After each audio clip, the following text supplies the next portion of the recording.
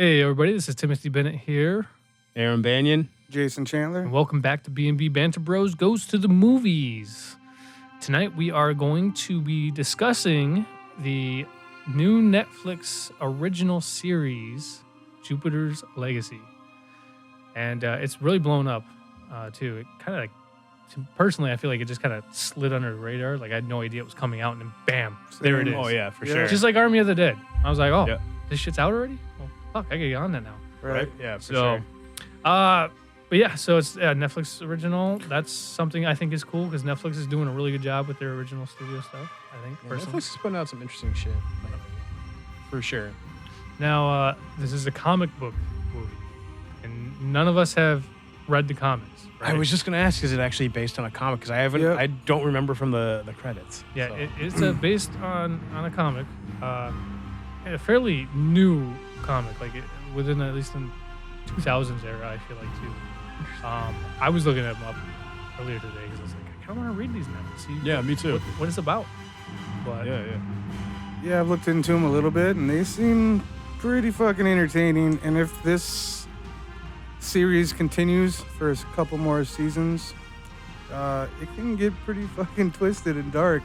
Pretty buck wild? Or? Yeah, I kind of had to stop what I was watching and reading because I was like, I don't want to know anymore. I want to wait. Or read the real comics and read it that way. For sure. yeah, it definitely seems very, very interesting of a comic book series if the show's doing any credibility. Oh, yeah, just the way it's, like, just the way the whole and overarching themes of it is just very, very different, I think, Very than unique. a lot of, very unique in that respect. So, right off the bat,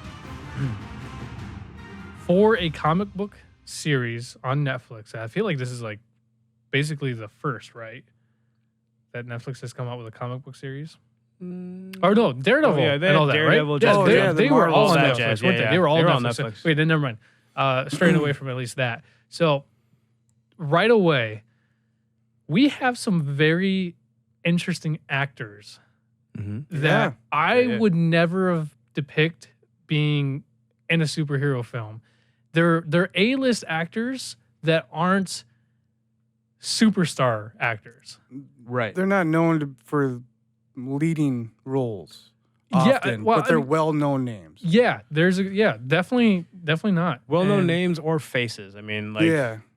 They're Sure, recognizable for sure. That You're like, lady, oh, that Grace, I don't know her name, but I recognize her face. Leslie Bibb. I've seen her in tons of shit. Tons of shit. And I couldn't have told you her name for the life of me. guy. So the biggest thing I know Leslie Bibb from is Lockout with Guy Pearce. Oh, that's Oh, the Space one. sci-fi film. I think I watched it once, but yeah, okay. I Uh, remember she was in I think she's in The Following, I think, with Kevin Bacon and Oh, that cult movie. yeah, Or I think series? she's in like the second season for a bit. She's definitely in. She's in tons stuff. of shit. Yeah, Tons of shit. but like for, you the said, last- once again, not like a lead actor, Yeah. not like Yeah. somebody who takes She's a support actor. absolutely. And you are right though. She was in The Following. Oh, cool. So the big name in this, I would say, is Josh Duhamel. Who, for the life of me, I still want to call him Duhamel. It's It because took that's what me- it's spelled. It took me years before I Yeah. finally kept going, man, people are pronouncing his name wrong. Right? It's spelled exactly like that. Duhamel. Yeah, that's But what I always called him. And I then guess finally people I was like, call I it- guess his name is Duhamel? Duhamel. Yeah. Either way, I was not expecting him to be in this, but even more was not expecting to like him so much in this. And I think he's doing it. killed it. Yeah. Yeah, he's crushing it. Phenomenal And job. his character is super intriguing. And he's the lead. He's the quote unquote leader and whatnot. And yeah, his character, like, just from a moral and a emotional standpoint, is very intriguing. It goes through his character goes through so many transitions.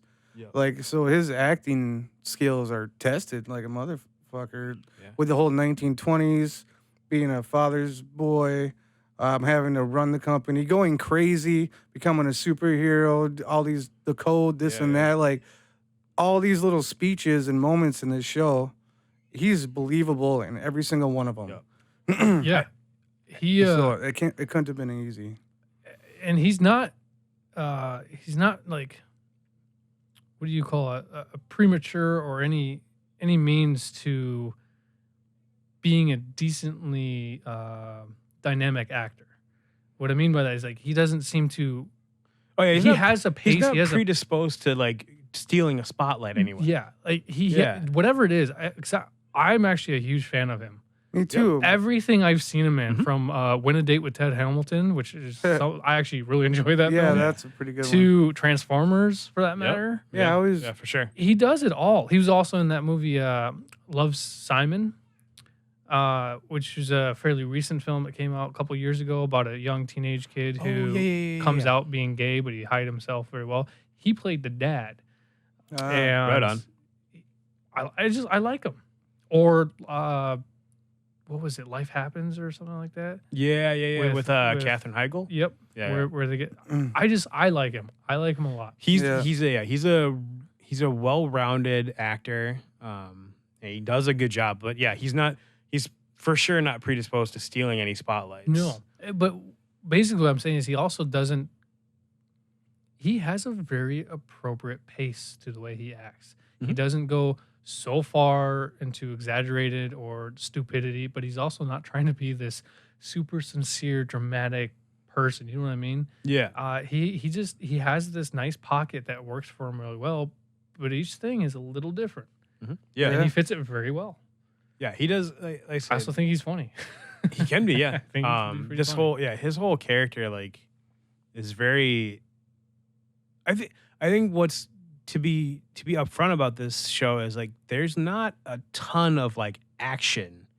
in it. No. There's some to move the plot forward and things like plot points, but like it's not an action series. Yeah, this is more of just a drama. Yeah. This is a fucking superhero soap opera Yeah. without like the over the top Soap twins opera-y and thing. cheating Yeah. and lost in an island or whatever. all that it's shit. a dramatic series, but everyone has a superpower. Yeah. And the writing is so well done. The dialogue, the turmoil between characters, and then him going crazy. That's really where the action is, not superhero battles. you know? There's that one superhero like fight In the that beginning. caused the conflict between him and his son, Yep. and that's really the biggest fight in the whole series. Yep. And like I say, and that's literally the only point to that was to move the plot forward. Yeah, it was just basically the catalyst Yeah, to create everything else that happens after. exactly. It's a crux point for everything else that happens. But there are a couple other actors in it that I have never seen or never heard of. Like the guy who's playing Walter. Yep. I've never seen him in No. anything. He just looks like a Steinbeck. he looks very familiar though, He doesn't he? just, I don't know. I think he looks just like Steinbeck, the author. He's right at the I same don't know what time too, Steinbeck 1920s. So I don't know what Steinbeck looks like, but like that, okay. almost to a T. Same Right on. mustache, almost to a T. If you look at a picture, it looks like John Steinbeck. All right. But you also have the guy who was it Lanter, the guy who plays George. Sky Fox or whatever. Yeah, I that's never- his eventual superhero name. But that yeah, I've guy never is- seen him before either. Never seen him. Yeah, never heard of the name, but I really like that actor. Yeah. He's doing a great job. I think all the guys that ended up in the union have all done really stellar jobs in their roles. Like even I don't know his name, but the African American kid, I think he was an interesting character. Yeah. You mean Fitz? Is that what his name is? Yeah, Yeah. he was the guy who basically, as one of the guys said, I can do more than just be a light bulb. Right. Yeah. Oh yeah. The guy in the wheelchair. Yeah. I think his character was, it's a pretty limited like present role for him, but like the stuff like where he's in the 1920s, I think that character is pretty interesting. Yeah. Yeah. So, besides the actors, because I think that the actors, like I said, almost these B star, but they're A star actors at least. Just people you wouldn't think to be in such a big thing like this, being Exactly. really well, but they're doing such a great job. Mhm. Now, Crushing saying that, The series so far is a very unique, different take on superheroes that we've seen. It's almost, to me personally, I feel like it's a branch between the way that Marvel does things to the way that DC does things. It has this DC kind of style, like exaggerated kind of style that DC has, but it has this almost writing style that the Marvel universe kind of brings and kind of feel that Marvel brings. Now, I'm sure we can all agree this is basically, you have Utopia, who's the main guy, who's the leader, and his name is Sheldon. Sheldon Sampson. Yep. He is basically like a Superman. It's just a type of Superman. Everything down to his clothing, living on the farm, having a farmhouse that looks very similar to the Kent's farmhouse. Yeah. And his morals are basically taking it straight from like a Superman comic. Yeah. Yeah, for sure. Sky Fox is Batman. The Yeah, rich, the lonely tech guy in the guy, yeah, mansion. Yeah, he's a absolutely. tech guy. That's right. Yep. With all his gadgets and stuff. Yeah. And I kind of feel like Walter is basically like Martian Manhunter. Martian Manhunter. He has a very similar feel, in my opinion. Yeah, he's got that oddly detached sort of feel to him for the most part. Yep. Like even like when he's emotionally engaged, he's still not emotionally engaged. Yeah. Yep. Anyway, for these characters, how do you guys feel? How do we feel about the way that they're doing this style? Because I know that one of the biggest things on the internet, because the internet's a bunch of haters, they can't stand the outfits. They're ripping the outfits apart. They're ripping the superhero. The outfits, they hate the fake beards, the wigs. They're just tearing this shit apart like But I mean, it makes a fucking difference. my standpoint would be the outfits are what are supposed to really separate these people from normal people. Like it's you can't just have the perfect example, like there's scenes where Utopian's in street clothes. Yep. And then he just looks like a fucking bum. He does. But like the second really he put the does. suit back on, he's- he's fucking Utopian. Mm-hmm. And that's the point. Like those costumes, whether you like them or not, they serve a purpose. He's also They basically were probably made saying in the that, 30s. yeah, he's basically saying I'm Superman and then I'm Clark Kent. Yeah. How the fuck do you not know that Clark Kent is Superman just because he puts on glasses? Right. Yeah, right. For sure. Like, you know what I mean? That's how I feel. And Yeah. they even mentioned that in the show a little bit later. Yeah. Like midway through, whatever. But we'll get to that eventually. Yeah, I don't mind it. Yeah, they look a little silly here and there, but the costumes are fine. Yeah, It's what you get when you don't rely on CGI or something. I Yeah. don't know. And there's a lot of CGI, purposeful too. Like you needed this CGI to do all the powers and all the Yeah. shits and all the antics that they do. They It's use very it appropriate. subtly. It's a lot of subtle Well, CGI. and- I would like to. and argue. perfect. Sorry, I don't mean to go. No, over. I'm good. I'm gonna say the perfect example of like what I mean, like when they're supposed to separate. These guys are above humans in that respect. Like they're supposed to be separate. You meet him. I can't remember his name offhand, but Sky Fox's son. Yeah, Hutch. Hutch. That Wears kid's street awesome. clothes the entire I time. like that guy a lot too. Yeah, he's a great character. But he wears street clothes the entire time. Yep. He has no powers. I'm pretty Nope. sure he wears the same outfit every yeah, night. yeah. shit. He wears jeans and like Now a that you shirt mention and it. his like brown coat. Mhm. But he's got that little fucking stick that he uses to teleport. But that's not a Little power. rod. Like yeah, so, it's a Batman gadget. so that's not a power. So Really he is doesn't more- get a suit. Yeah. Yeah. And they bring that up too. Yep. He's an interesting character. We should get into that a little Yeah. bit later. Yeah, So far, gentlemen, do we like it? I love it. Yeah, Can't wait for the next season. There better be another season. Otherwise, they wasted so my much God. time and energy and money. Without spoiling yeah, it, we'll get there. we'll but- get there. It has yeah, I there hope better it- be a fucking And I second googled it. season. So far, Netflix has not announced if there's season 2 yet. Oh my Trifling bitch. God. I swear. There And I should will be a check once petition a against week. this one. No shit. Yeah. But I thoroughly enjoyed it. When I first saw the trailer, I was like kind of cringy, like these costumes, the wigs. Superficially, it looked like It looked cheesy. like a Looked joke, cheesy and like a campy. cheesy, Yeah. And then I told Tim, I was like, this could be good if it's saved with the writing, and that's exactly what happened. Yeah, because I told you guys to watch this Yeah. thing. Yep. Yeah, I remember you sent us a text message about it. Because I watched it, I heard about it, and I'm like, yeah, okay, I'm interested. And it didn't really catch my attention when I heard like the description of the show or anything. I'm like, okay, whatever. But when it came out the trailer, it took me a couple of weeks before I even watched the trailer. I saw it. You I'm had like, to tell me like 2 or 3 times to watch it. okay, Yeah, I okay. same thing with Jason. Like Tim sent us the text message like, oh yeah, it looks kind of cool. I was like, okay, cool. And like I just like filed it away. I was like, no shit, I'll check out later. And it literally, like, I came across it. I was like, oh, there it is. I might as well take a look. And I watched. I was like, okay, I'll watch it. Right. Like I didn't even have. I was the same way. Like I didn't know if I was on board with it. I ain't gonna stray you guys the wrong way. Come on now. But I like it. okay, It good, was dope. good. Because Good show. yeah, I fucking love it. I definitely was not expecting to be so engaged. Yeah. Yeah. Especially for a series. Now this is 8 episodes. They're about 47 minutes Something like that. average, or at least At the longest, yeah. Yeah, at the Some are longest, whatever. 36, some are 48. Yeah. I do think there's one episode that was an hour. I thought, but I could be wrong. I don't remember. Either way, Wouldn't surprise me if it was the first one. no, that was like No, 47 yeah. minutes. Really? And the Oh. second one was 37 minutes or something like that. Interesting. Either way, I just wasn't expecting to be so engaged. Yeah. And like you said, yeah, it's the writing, but you also instantly you're just like, who are these characters? Like, what's going on? And they give you subtly in each episode. There's at least This- 2 different timelines that are going on. One's the origin story. Yep. Yep. And then you have the present time.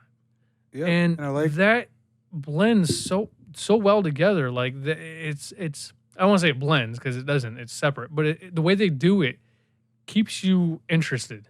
It's just like they run at such a what? parallel. yeah, Yeah. That, like there's correlations. You're like, wait, what's going on? and it's all important to. It turns into murder board shit. Like you just It's just all important towards the end. And I like how it took their time. It takes time.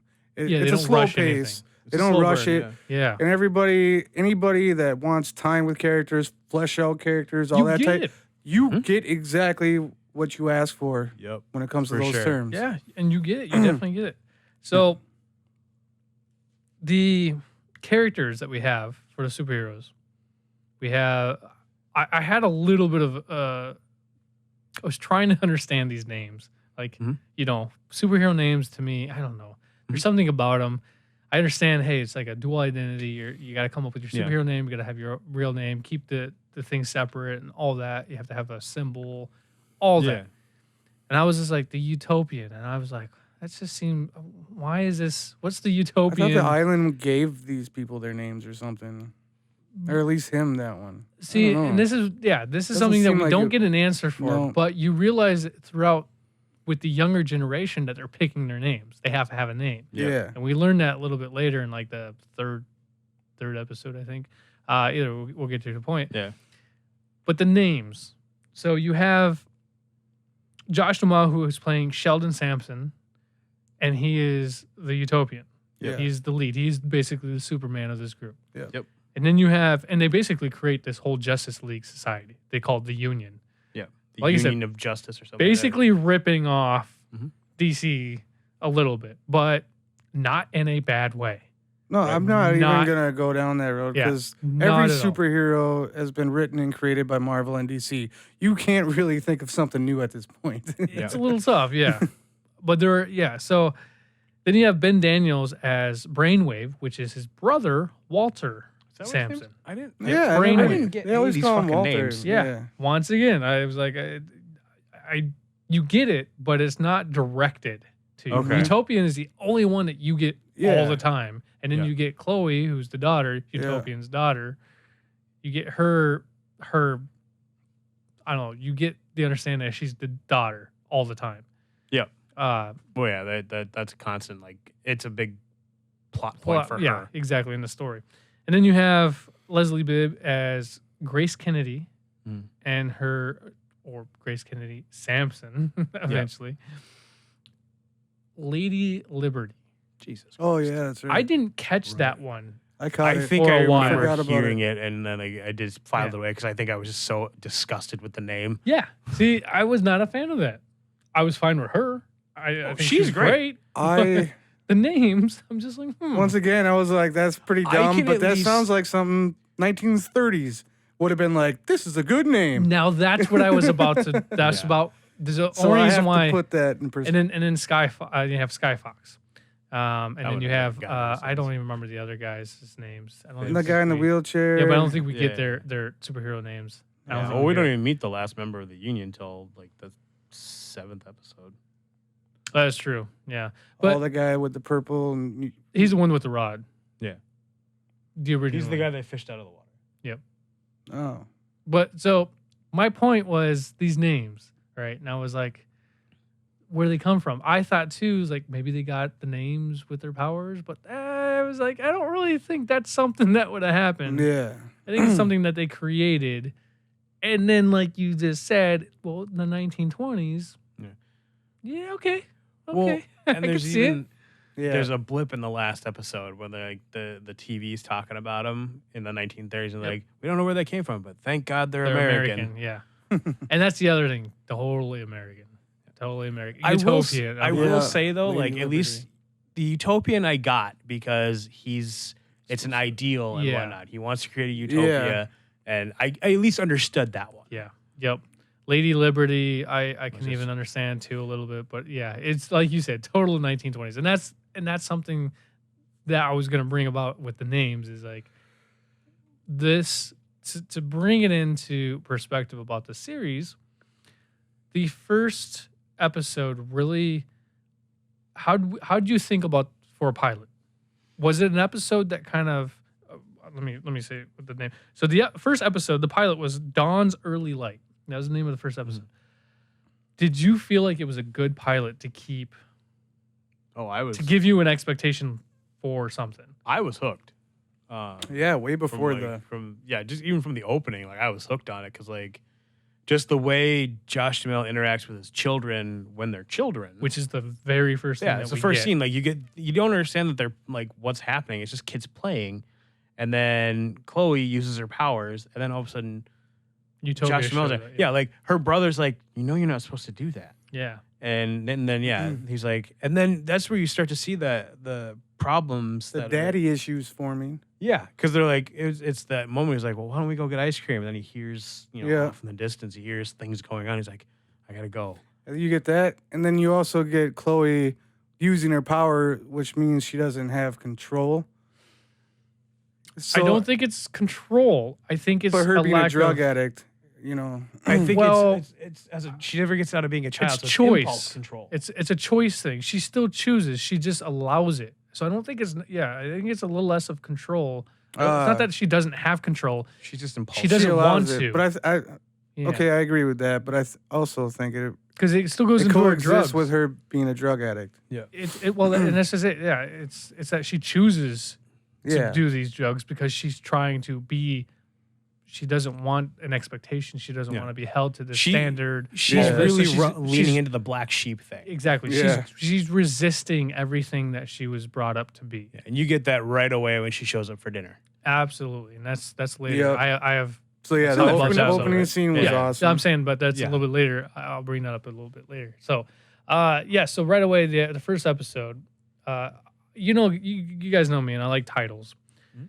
and I've noticed that these titles, I actually had some way on these titles and the names of these tracks. You guys probably they didn't figure follow it some out. kind of scheme. I know I could didn't feel even something was look. going on, but I No. didn't So dive deep Dawn's into Early Light for the Okay. first episode, and I sat there and I kind of analyzed it, and after watching the episodes, and I feel like each of these titles really does have a excellent purpose behind what's going on, just like any title should. Okay. Yeah. You know what I'm saying? Yeah. It's like they actually thought about this, and I'm giving some credibility to whoever wrote it because this is basically novel stuff right here. Less, Yeah. hey, we just need a title for a pilot, or for an episode. We're not doing the whole Friends thing. The one with the this. Right. So that's lazy writing. Yep. And in this case, right away, we get the sense of family drama. Mhm. Now, how does that change throughout the first episode? Other than physicality, we get older and stuff like that. But where is it that you see the family drama continue? And you just brought it up, which is Oh, the dinner. the dinner? the dinner. Yeah. Because I feel like the dinner was very important to Oh, yeah. establish everything It that set- you need to know about this family drama. It set so many different tones, and that one, I can't remember how long the dinner scene was, but like from Like not even 10 minutes, like from 3 minutes. Walt from I'm sorry, I'm repeating myself. So from the point where Josh Duhamel is talking about how badly Brandon screwed up in the scene earlier where he's trying to stop a robbery. Yeah, he's talking about focused. He's not ready yet. He's like, I don't know if he ever will be. Yep. And then like And then you see Brandon sitting on the roof listening. Yeah. And then Walt shows up and like can understand the turmoil there. You know, he gets His that. mind, yeah.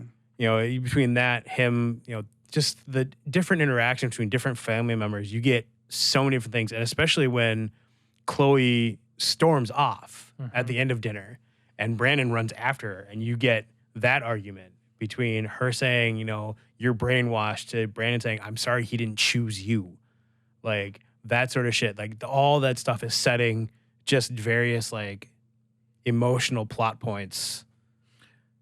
And it does such a great job at keeping that later on and how pertinent it becomes in their characters. Yeah, for It's sure. their character flaws that are really shining through, which is something that, you know, you do see in a lot of shows and stuff like that for sure. But in this case, it's really showing the effective points that these people or these characters and their mistakes have. Mhm.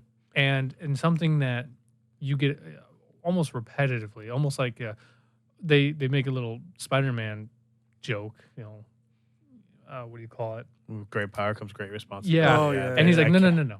can't- And he starts to go and say, you know, with powers, you got to remember, you know, you could easily hurt somebody. Because that was Yep. like the first thing that he tells his daughter. With these powers, it's like, I don't comes with great responsibilities. Yep. And he's like, no, not just that. The various character flaws are very laid bare Yeah. for everybody. Like Yeah, Chloe, they're wearing it all on their sleeves. Chloe, Their clothes. Grace, Sheldon, Brandon, all them, like all the character flaws are very front and center. And to be honest, that's just great writing. Yep. Yeah. That is great writing because you don't see, other than maybe like Game of Thrones, something of that nature, where you have a multitude of writers, which this might have a multitude of writers. I'm sure it's more than one person, but they at least took it from something that they can. And they that can source reference material, it. Yeah. Yeah, I feel like it's really hard to have such a dynamic group of people stand out and be so relatable at the same time.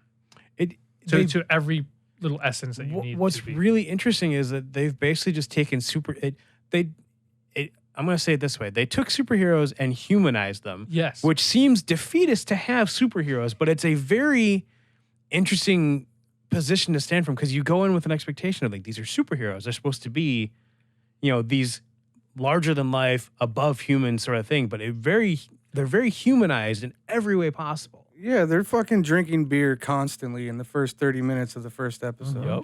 And I'm thinking, is that, you know, old duels to you? Are you even catching a buzz? Like, but I think it symbolizes, like, there's no more villains. Like, they got nothing going on or something like that. Well, like we already see that there are criminals out there who are still pushing the limits. Oh, yeah. Wait, Because you right get away that when you Son's meet battle. Paragon, which Son's is the battle. son, Brandon. But yeah, there was just so many. Stupid name. I can't stand the name Paragon. I don't know why it bothers me. His name bothers me.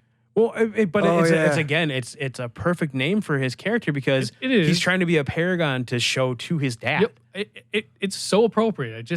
I think that's what It's a just bothers- stupid name. It's a stupid This name. kid's face bothers me. The whole kid bothers He me. looks like David Schwimmer. Just like, I'm Jen. Yeah. Well, we can get into that. We can get into that to a second because I actually kind of agree. I can't stand his children, but apparently neither can he. No, and I don't think we're supposed to. for So- fuck sure. I don't think we're supposed to. Like, No, especially Chloe. Aaron said all those fucking daddy issues are right there in the open. Especially Chloe. You definitely I can't stand her. She bothers me so much. Like, Oh yeah. like I know I'm supposed to hate her. I know I'm not supposed to like her, but I really, really looking at her mess, like of a life, Yeah. She's and a going, disappointment. yeah, and going. Yeah. You choose to live this mess of a life. You Yeah. chose to create this mess, Nothing. and They- that just There is nothing that Utopian or Sheldon can do to make her live a different life. no, or because path. anything he tries, she's gonna resist. Now, Yep. maybe it's a father in me now, Yeah. and then maybe it's also me in retrospect looking at how I was as a kid, going, yeah, There I are was so feeling the many same way. so many points I wanted to just be like, stop whining. Yes. Yeah. Everybody in this now, it's not a bad thing, but it does become a little I don't know, overplayed.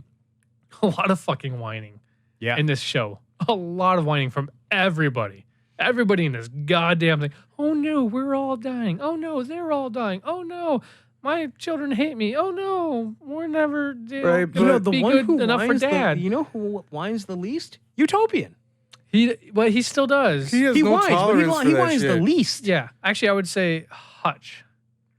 Hutch Yeah, is or the Walt. one. Walt and Hutch. Walt's- Neither of those two whine at all. No, Walt whines in the 1920s. Right. Ah. Present day. Present day Walt doesn't no. give a fuck about No, anything. no, but you understand why too later. Anyway, Yeah. so yeah, the characters, I can't stand the younger generation characters either, and I know you're not Yep. supposed to because they're all about. I think they're doing a really good job at modernizing things. Yep. You know what I mean? Yeah. So they use Yeah. this thing now. There's 20 years. 120 years is how long these fuckers have been alive. Yeah. So I want to bring that up because it was like the 1920s. 1930s. It was 1929. 19 because it was His father died. He Yep. was and drinking they were already in their whiskey. 30s. Yeah. So they were already, or even 40s, because I think Walter's much Oh. older. Yeah. Yeah. So Definitely looks old. they've already been around for at least 30 or 40 years. It's been 90 years since then that they've been superheroes. yes. Right. That's And then what I was thinking. They were 'Cause married Sheldon for and Grace, 60 years. I think they said something. They were only married for like 60 years or Yeah, something. Like yeah, that. they were married for 60 years. Yeah. So they did a really excellent job with this huge time gap. Mm. You know, this generation gap. And I think it's really interesting that the younger generation of superheroes are all like in their early 20s. Mhm. So it just shows you that they didn't have kids until much Much later. later, yeah. Why? Maybe it's just me, but does that seem oddly appropriate? Yeah. Does it seem to fit? I guess. because does. with all the conflicts that were arising in America in general, like that, Yeah, it they fits had- the timeline better. And it That's fits, kind of what I was. and it It's like fits they're the too code. busy. Yep. It I'm too fits busy the, to have It fits kids. the code if they're taking it serious as well. Yeah. Like Yep. we don't have time for that right now Yeah. because we're trying to make the world a better place and not tell, not be in charge, but you Yeah. know, just kind of helpfully. And basically right up until about the 80s and 1990s, they were like, oh, shit's calmed down a little bit. Yeah. Let's start a I family. can take a breath.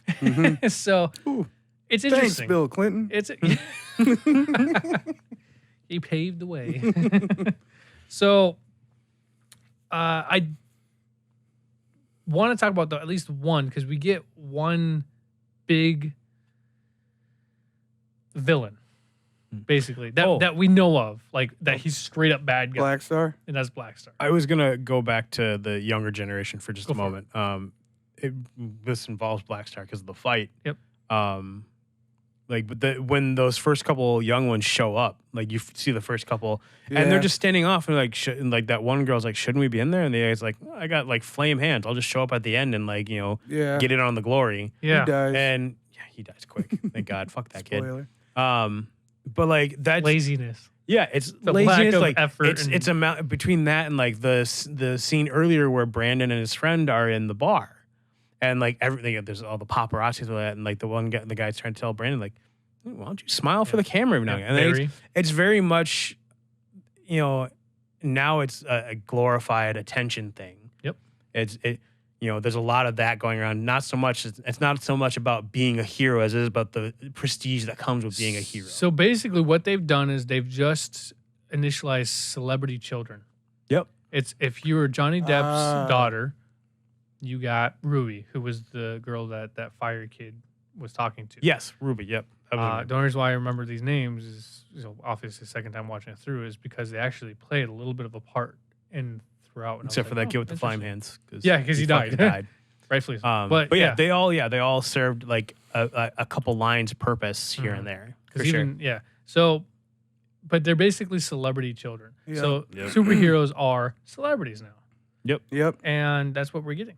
We're just getting the celebrity. The only children. thing that hasn't occurred is the idea of sponsorship for heroes, and so far, and at least in that show. I don't think Sheldon would approve of that. Right. But they did do endorsements. They have endorsements. Really? Yeah. Did I miss it? So What did I miss? I know that Chloe not being a superhero endorsement. Right, is being endorsed as she a is model. a model. Yeah. She's being a model. But you have the same thing with Paragon. Really? Because they talk about where's the money coming from otherwise. It's valid, yeah. And straight up, Utopian says you're gonna pay for that when he fucked up that breaks whole that fight wall. scene in the beginning. Yeah. Which I actually thought was a great way That to was a introduce a character. Mhm. And I really thought that chick was like, come on, nowhere. Hey, bitch, we're robbing this. It's like, no, bitch, I'm robbing this. And it was Yeah. a cool. I don't know if I feel like I haven't seen this very often. Superhero battles in the street. They're always crashing into buildings, this and that. But this time, you got the security guard playing a fighting game on his phone, and then all of a sudden they come crashing through into his world. Yep. And I was like, that seems like unique and different. Like I don't know if I saw it from that angle before or too many times, but I liked it. I definitely have seen something. I think similar I've to seen that a something couple similar, times, but yeah. it But it it's was definitely really fun, well though. done. Yep. And then obviously Brandon was about to, just to finish off the scene, was about to get demolished by this robot lady. And then Utopian stops and he just throws her to the ceiling. And I don't she's even just know like if he was crippled. about to be demolished so much as like he was taking too long in Utopian's eyes. Like, Well, he wasn't taking it serious. or yeah, According he, to he was Utopian. unfocused. Yeah, he was unfocused because that's what they later complained about. But Which I is just weird like- because the dude was just sitting around like seemed too focused. I just liked how he says like, "You're gonna pay for this." Yeah. Yeah. That And was then really walked cool. away. Accountability. Yep. Yep. You gotta take responsibility for your Yeah. mess. I'm like, that's interesting because that's not anything I've ever heard any superhero No. in any comic or any show ever say.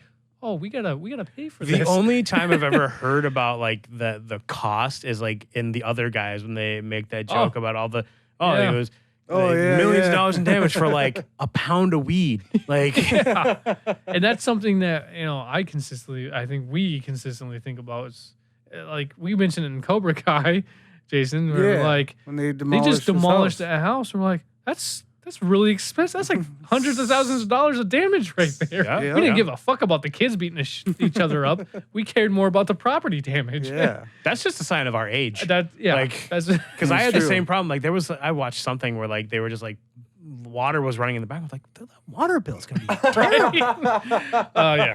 Yep. All right. Back on Once track. again, we're turning into the that commercial. Don't be like your dad. you don't work here. Oh So- yeah, that's pretty cool. Love those commercials.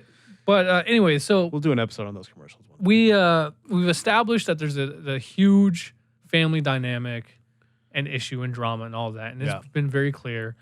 Now, do you like it? Do you think it fits in well with the story? Do you feel like Yes. it kind of amps things up? Even all the whiny, the daddy issues, all that stuff is delivered with great dialogue, good light writing. So I will say I really don't give a fuck about the kids as much as like Paragon, his drama, it's just whatever. So- Eventually he'll be his own man and he won't have to fucking worry about this stuff. And Chloe, I give less a shit about. But Utopian and Lady Liberty's dramas, their solo and the dramas between those two, I think are really well done. And I'm really interested in those. Mhm.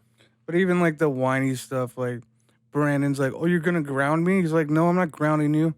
He's like, "This isn't a punishment. This is an opportunity." Yeah. There's lines like that where it totally sells this whole soap opera shit for me. Yeah. But you know what? It has to do with the times too. And I think they've played it so well into capturing who these people were before they were superheroes. Yes. It's in the whole entire. They He keep has using not changed his morals from the 20s. Yeah. His And things father. were different. Now, they mentioned that too. It's like, things were so much easier back in the day when they really weren't either. Right. Like, that's just But when like, it comes to the code and respect, yeah, and you had a sense human nature, and that way, people back then had a sense of responsibility. They kind of owned up to them. Yeah, the ideology of morals and ethnic codes and all that stuff were a lot more prominent, a lot more distinguished and, I'm glad you brought that up. defined than they are now. Yeah. Now it's now a we sensitive go- culture. Now it's okay to go to the grocery store in my sweatpants. Yeah, with I- a raging boner.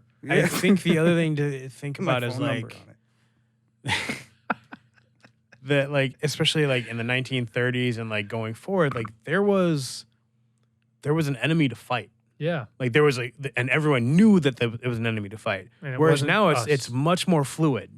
the enemy like- is us, Yeah, and we don't know who our neighbors are. Our exactly. enemy. Yeah, You know that, and I That's a think very excellent that's a point. very interesting thing that like you see Sheldon dealing with, because I mean, yeah, he came from the 30s when he had a clear enemy to fight. He knew he was going after. Yeah. And now it's not clear anymore. Nope. And he's still trying to adhere to the and it's the crux point through the whole show.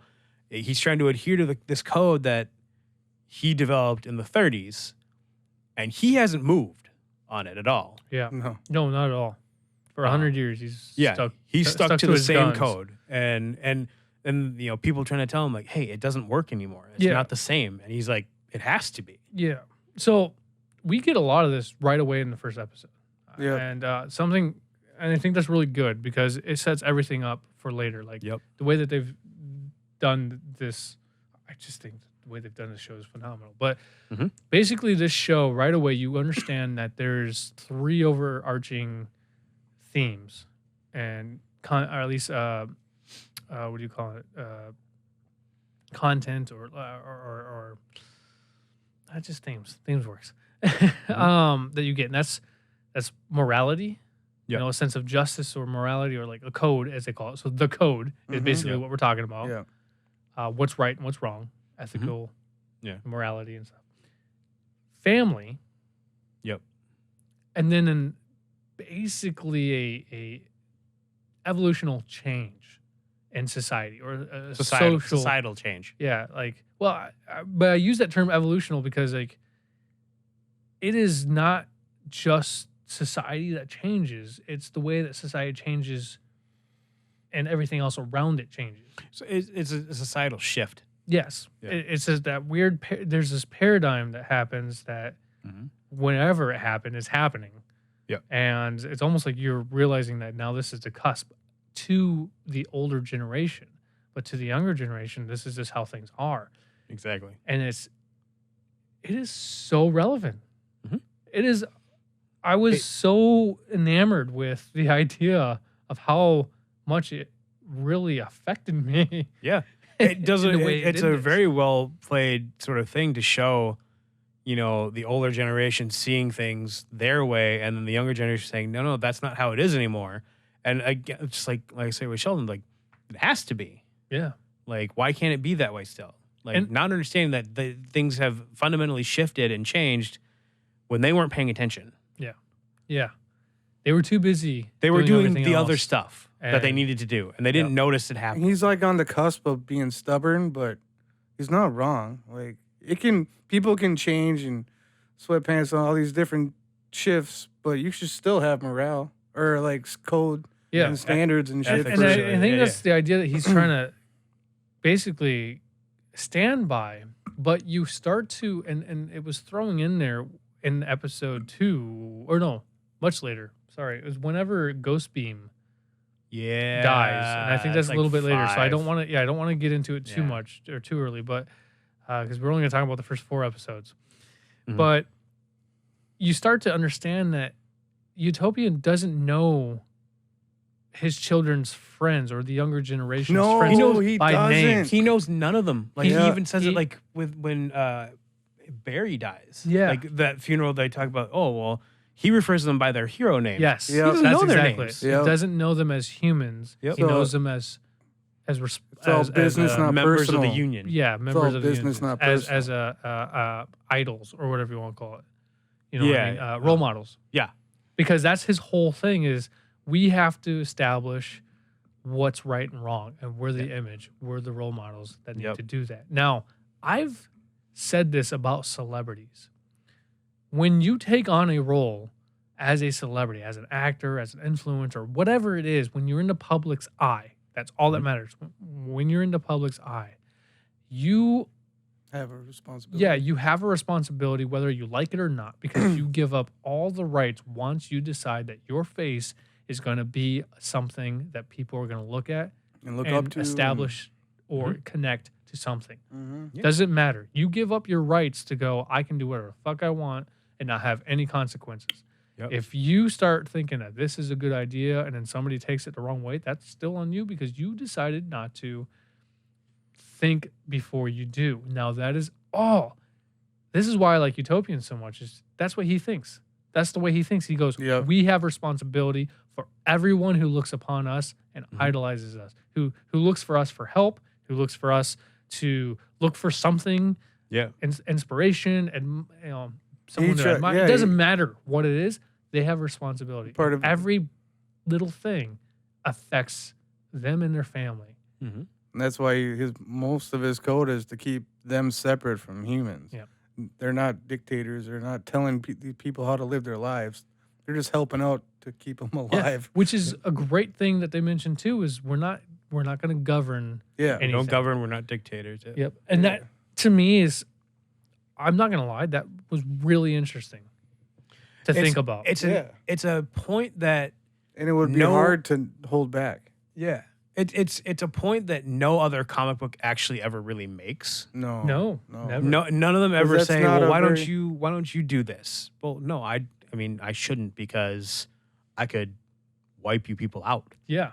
Like, the only one, like, certain ones are technically already royalty or gods, like between Thor or Aquaman. Like, they're technically the rulers and whatnot, Yeah. but like, they don't seek to govern because they're better, like, quote unquote, better than humans. Yeah.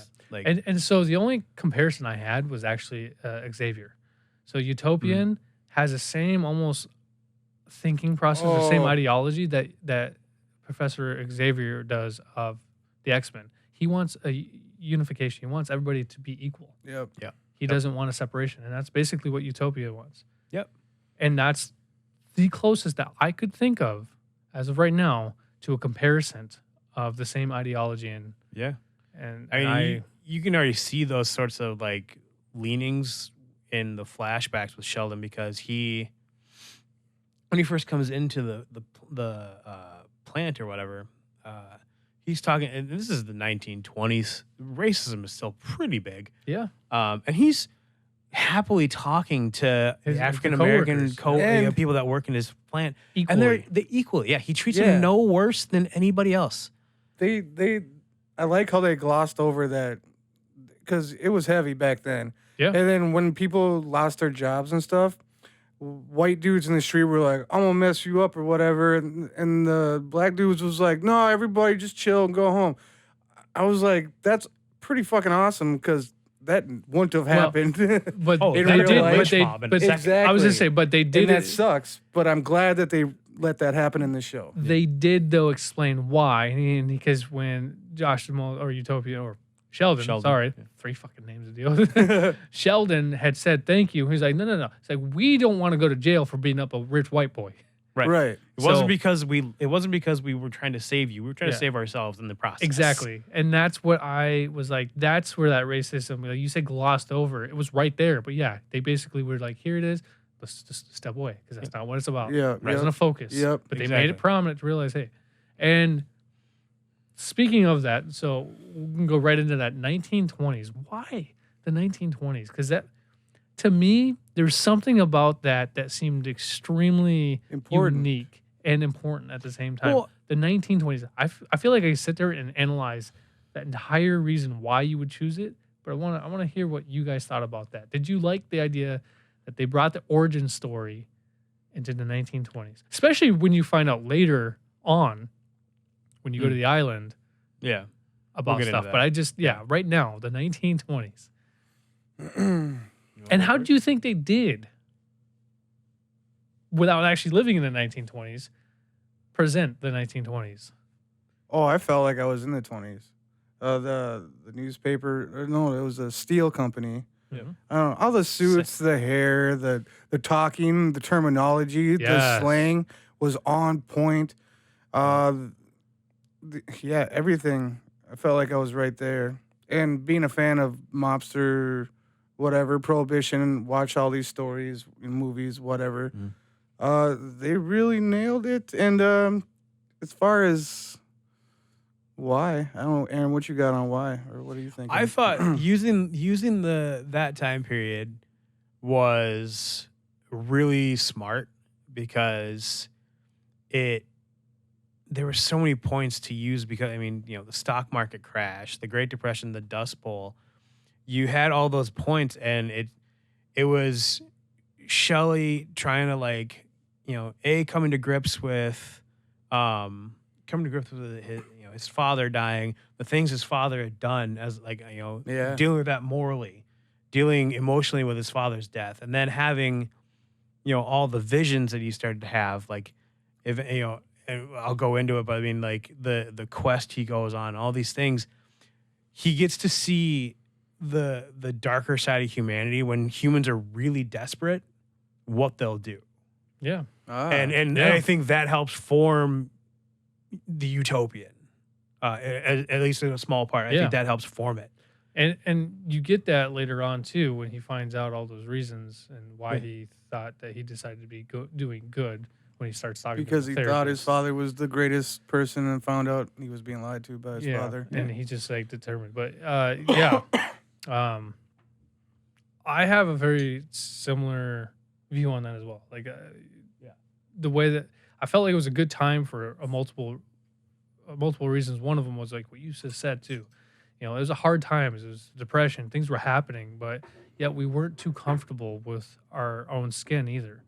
We weren't so We weren't so in a world of technology and easy access. There weren't the resources that there are today. Yeah. There was a lot less. So people had a lot more to lose. Yeah. Than we do now. I mean that whole scene where his dad jumps off the building, that wasn't an uncommon thing. Yeah, not like at when the stock market crashed, tons of people were throwing themselves off of buildings because they lost windows or whatever. Yep. Yeah, the suicide rate fucking skyrocketed around that time. Yeah. And I actually think that something that made it more important as well was that is right around the time that industrial era started to Industrial Revolution, I think. it started to shift over. It started to evolve again. It started to turn into the oil, into steel. Even once again, steel that was the big up. thing for them. That's why they lost all their monies or lost all the pensions because they sunk all that money to open more plants because they were doing so well.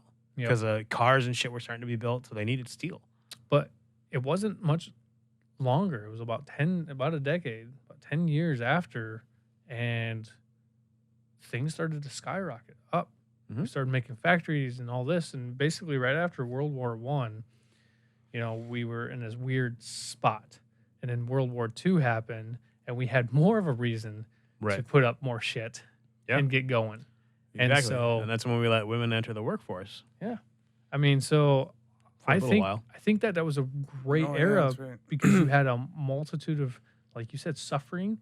And then not long after, the world started to change drastically. Yeah. Like I say, I think it was that time period was just perfect for his journey because, like I say, you get a chance to see what humans will do when they're truly desperate. And I think it has to do with his morality. Like Jason was saying, the way that they had a sense of when you said that you were a man, you had to prove that you were a man by your wit, your strength, your courage. Views, your courage. You stood up for your What's values right. and your beliefs. Exactly. Values. Down to your wardrobe. That key is values. There was a sense of value more than just what's in your pocket. It was who you were as a person. It was your merits. It was more your word versus what you had. Yep. Like your word, it comes from the term "my word is my bond." Like that meant something at Yes. some point. Like Back then, you would make a bond. You can make a deal with a shake of hand. Yeah. Just a shake shaking of a hands with hand. somebody. You And, didn't need a contract. You didn't need a witness. nope. We shook hands on this. You're supposed to honor the deal. Yep. Mm-hmm. And That's that's a huge deal to break that. Yep. absolutely, and that's where you get the utopian of today. He's Yeah. struggling with that, realizing that it's changing. Now, that is the biggest thing about these episodes. So, I really paid attention to that. Just within that first episode, like I said, you get so much, but each episode that came on, I was really paying, attention to that, the way that things would evolve or the way that things would play out, and how much I really, I found myself hating the present day, Yeah. but Yep. loving the 1920s. There are things, there's and I think some of it's romanticized probably. Definitely. Oh So, yeah, yeah. Definitely so. But I mean, I there's don't think I would there- want to live in the 1920s. like I say, by I the always way. say, I love the idea of, the Middle Ages because I mean, I love the idea of being a knight, but that's because I fucking read stories. Right. Like, I wouldn't want to hey, live Yeah, in nice. that. I'd have Me been too. I'd have been burned at the stake, I'm sure, in the mid centuries. Everybody didn't have I'm hygiene. too either. dark skinned for those guys. I just can't think. I think about the hygiene. Yeah. The place Oh, would yeah, dude. smell. Yeah, So high the, Evan, yeah. Yep. the It just makes me think- bathhouses and It just makes me bathroom- think of the 13th Warrior. Yep. But yeah, behind the scenes in the 20s, it's pretty disgusting. I assume dirty. Yeah, for sure. I mean, at least they had plumbing. Yeah. So, to move it up to the second episode, the second episode's called Paper and Stone. And this is where, like, After his father passed. yep, it's after the father's passed. That's when Sheldon starts to go crazy. He starts to have those Well, hallucinations. Grace writes that article. and Yup. He Yup. gives He that comes That's from- where speech we're in the introduced to Grace. Yep. Yeah. Now he confronts the article situation. He finds out everything's a lie. Yep. He also, they have the funeral of his father and in present time The Brandon's Barry. Brandon's friends. the eulogy, yeah. Yep. And so it all kind of, the parallels. It kind of We didn't address the big thing that happened in episode 1 when Brandon kills Black Star. we did not. Nope. That that's would something be we need the. to That is a address. huge That's a thing. huge Yeah, that thing. is right away. So at the end of episode 1, Yep. So they're in the fight with Black Star, and this is where like the 3 heroes that they talked about. I think his friend Barry, whose name I can't remember, and then 2 other heroes are killed fighting this villain called Black Star. And at the end, like who's like the super villain. yeah, super villain. Like he's got like this armor, and like I think he's got like an atomic heart. Or He's something the like that. zombie And- Thanos with a generic Iron Man suit. Right. He's an Um, antimatter. That's what it was. That's what it is. Antimatter Yeah, heart. he absorbs antimatter. That is fucking. That blows my mind too. Thinking about that. But yeah, so essentially he's winning the fight. He's got the Utopian on the ground. He's getting ready to he's getting ready to go supernova, from what I can tell. Yep, that's what they were saying. Yep. Yeah. And, He's going so- supernova. Brandon essentially is the only one like moving that can do anything about it. Utopian is under Black Star's foot. So Brandon basically throws a hard enough punch that he caves in Black Star's face and kills him. Yep. And Utopian's first reaction isn't "Thank you, are you okay?" It's Because, what did you do? What did you do? You killed somebody. Like you Yeah. took a life. And that's kind of how it fades out. Like That was he the- broke the code. Yep. So that's where we move into the next episode where there's the new turmoil with Yeah. that. Nice Yep. save. Aram. More daddy issues. Yep. I'm Yeah. just not good enough for you. That's all I Exactly. get. Well, and that's the thing. Like He's like, yeah, you'd rather let you die. yeah, than- yeah. he says than he's ki- like- take that life. You had a They- million or different They all would choices. have died because he was going to explode. Yeah. Yep. But Detonate his basically- nuclear whatever. Basically, Utopians like you had a million different options. You could throw him out into space. You could have dismantled his systems, but you chose the easy way, Yeah. Yeah. And I think even Paragon who says like, you think that was easy? right? Like, But here's the thing. He's not wrong. Like you said, Jason, almost everything Utopian says Yeah. is right. Yeah. Ideally, he is always right. It's not that he's wrong. It's the fact that he has no bend. Yeah. No tolerance Exactly. for. Yeah, He's exactly. not bending. He doesn't. He deals in black and whites. He doesn't Yes. live in the gray area They that mentioned most that. people. Yeah, I think that. Yeah, I just realized as I said Liberty, Lady Liberty mentions things aren't gray anymore. things aren't Or black not and black white. and white. There's They're- gray yeah, area. they're There's a gray big areas. gray area where everyone seems to reside, but he doesn't. Yeah. Yep. He doesn't see in shades of gray. Like he sees the world black and white. Yep. You have right and you have wrong. But yeah, so that's a big thing. That's where we talk about he basically sidelines Brandon, makes him stay on the farm, and this is where we had the notion like he's like, oh, are you grounding me? He's like, this isn't a punishment. This is an opportunity. Yeah. Yep. What kind of opportunity? I don't know. Even as a father, like I don't know necessarily other than saying you sit there and you think about what you did. I don't understand the point of it. So I think it really just comes down to it's an opportunity for him to basically prove himself wrong. Like not utopian, like prove, Yeah. like Brandon proved to himself, like you said, thinking about it. I think it's an opportunity for him to sit there and reflect and prove that what he did made a difference and that he should be Yeah. better, I guess.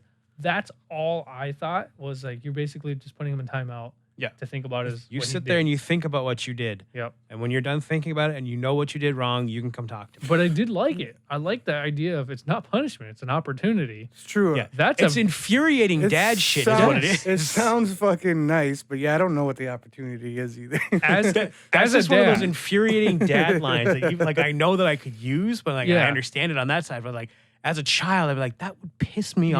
off so much. As a dad, I thought he was on point, but yeah. As a child, once again, looking back when I was That'd that be age, difficult to deal with. Yeah. I would resist too. It's an opportunity for what? For you to go fuck yourself?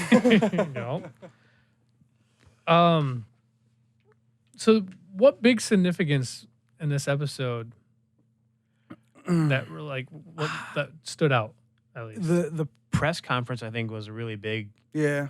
point. You get Like to you- meet you find out that who Brandon killed was a clone. Mm-hmm. You Yep, get to yep. the Max prison, see the real Black Star. No, they bring him to the place. Oh, He comes to check out the body. He's like, not me. yep. Wasn't that the end of the first episode though? When you no, find out that No, this that's Black the Star beginning. comes by. Oh, is that the beginning? It might be Yeah. I think it's the beginning of the second episode. This is why I think people call it convoluted because it just jumps around like that. Or I it actually just- don't. I think don't either. I don't see it. I don't know where it just flows, and there's It- not really like credit. The editing credits, so. doesn't treat the audience like they're idiots, and I appreciate Yeah, that. they- Yep. Make Thank them you do a for little bit not of work. wasting my time with this boring shit. Yeah, they're doing a little bit of Fucking work. just cut to the chase. That was one of the biggest complaints. It's very, it's not cohesive. Where There- the hell how is the it? fucking- Just finish the fucking show and Read a comic book and try to Right? figure out if it's fucking cohesive. right. Read it. Just anything that has multiple timelines. Yeah. I Yeah. don't know what they're. The Flashpoint.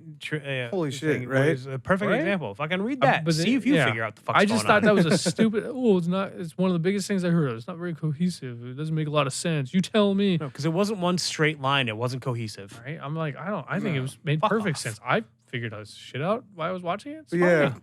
right away. It's not supposed to give you all the answers in one episode. Watch Yeah. the whole goddamn thing. Anyway, These are the Yeah, same the people that second think episode Memento is a starts great out with movie. them. Second no episode. What?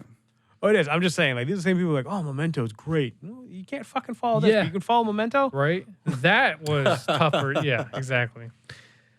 Yeah. Well, so the Jag significance you said was the press conference. The press conference, especially like when he's seeing all these signs that are saying like, your lives aren't better than ours and things like that or whatever. And Shelley just fucking steps out. Yeah. And he goes, we did this. If anyone's got a problem with it, they don't really they're not seeing the same thing that they should. Yeah. And he really kind of posts himself up and sticks up for his code. But this is the first time where you're seeing like he's Almost at doubt. odds. Like he's at odds with Yeah. everyone else. And Yeah. even like Lady Liberty and Walt are both kind of like They don't have the answers "Eh, anymore. Yeah. They can't answer these things, and that's you see that a lot when questions are being brought, like Lady Liberty too. Like they don't have an answer. Yeah. like these people are looking for him. That's been their whole thing. Is like we have to be able to be something for these people, but yet now they're running out of answers to help these people with. It's even with the younger generation of heroes, like we'll see later on, but like they're looking to him for answers too, and it's like they don't have anything. They don't have anything. Yeah. Like, they can't fucking because give things anything. are changing, and it's not anything that they've ever dealt with or they're familiar with. Yep, So they don't exactly. they don't have their bearings. It's basically They're they may off be kilter, they may be veterans, but right now they're on They're off balance, uncharted territory, and they don't. I feel like I don't know if it's in the first 4 episodes, but I'm gonna bring it up, and I feel like there's a point where they're like, why is it that we can't defend ourselves when they're perfectly willing to kill us? Oh yeah, the villains can kill and we can't. Yeah, they bring that point up, and Shelley sticks to his guns. He's like, we're supposed to be better than that. Yep, exactly. But I mean, it's a good point. I mean, if your enemy is willing to go to extremes and you're not, what good are you? It's the art a of war, valid man. point. Yeah, The art of war. It's like That's what the whole book was about. Yeah. Being smarter than your opponent, being better than your opponent using intelligence. book? Yeah, The art of war. Art of War. Sun Tzu, Yeah, I just didn't hear what you said. Chinese guy. Yeah. But yeah, I thought I don't know if that's in that episode or not, but yeah, that whole press conference is the first time where you see that the Utopian is out of touch in a sort of way. Yep. Like The sense he's of humanity starts to slip in. yeah. Yep. Yeah, the chink in the armor. I hate saying the word chink because I feel like I'm getting in trouble. But it's the you see the various chinks in that armor, and bits of the human side are starting to fall through, and you can tell he's. And I can't remember. It might have been the first episode. But there's that one scene after he's done being the Utopian. And he's back at the house, and he doesn't have the costume on. You can just see his bare chest and Rolls back. out of bed. And he's scarred up, and he just looks. Haggard. He looks old. Yep. Like he looks old. He looks like he's ready to hang it up. Yep. Everything. He looks like he's just in pain. The way I think all 3 of us wake up in the morning. Even like, when he sits down on like the bed, he's like old man noises like I do. Yeah. It's like fucking Exactly. And yet this motherfucker just fly. Right. Like, but I mean, It's shot and everything. yeah. I mean, you start to see shit like that, and I think he's starting to kind of fall apart to some degree. Like, Well, yeah, I think you're perfect. I think, like you said, he's losing. He mentions this too. He's like, well, maybe I've been holding on too tight. Yeah. He says that later. that's a good episode. I'm going to talk about that one. That's much later, but it's a very excellent thing. He's been holding on too tight, and now That's probably my favorite episode. go. Jason, did you have a significance in episode 2 that you can think of? Anything that you thought was very important? nothing that will top anything Aaron just said. But no, here we find out it's a clone. 78% of the people agree with Brandon and what he did. And like Aaron said, you see the separation and him doubting the code a little bit, and I don't know, these questions, internal struggle. I don't even get know if brought he's up. doubting the code. I think he's starting to doubt he's questioning his place, I think. Like, he's starting to see that nobody, he's like, if 78% of the people don't agree with the code anymore, like, where do I stand? Right. Like, I think that's really I don't think it's that he's questioning the code. I think he's questioning where he and the But it code just seems like stand the in first time society. he's in that position mentally. Yeah, for sure. Yeah. It's the first sort of like tremor, I guess would be the right way to say it. Okay, yeah.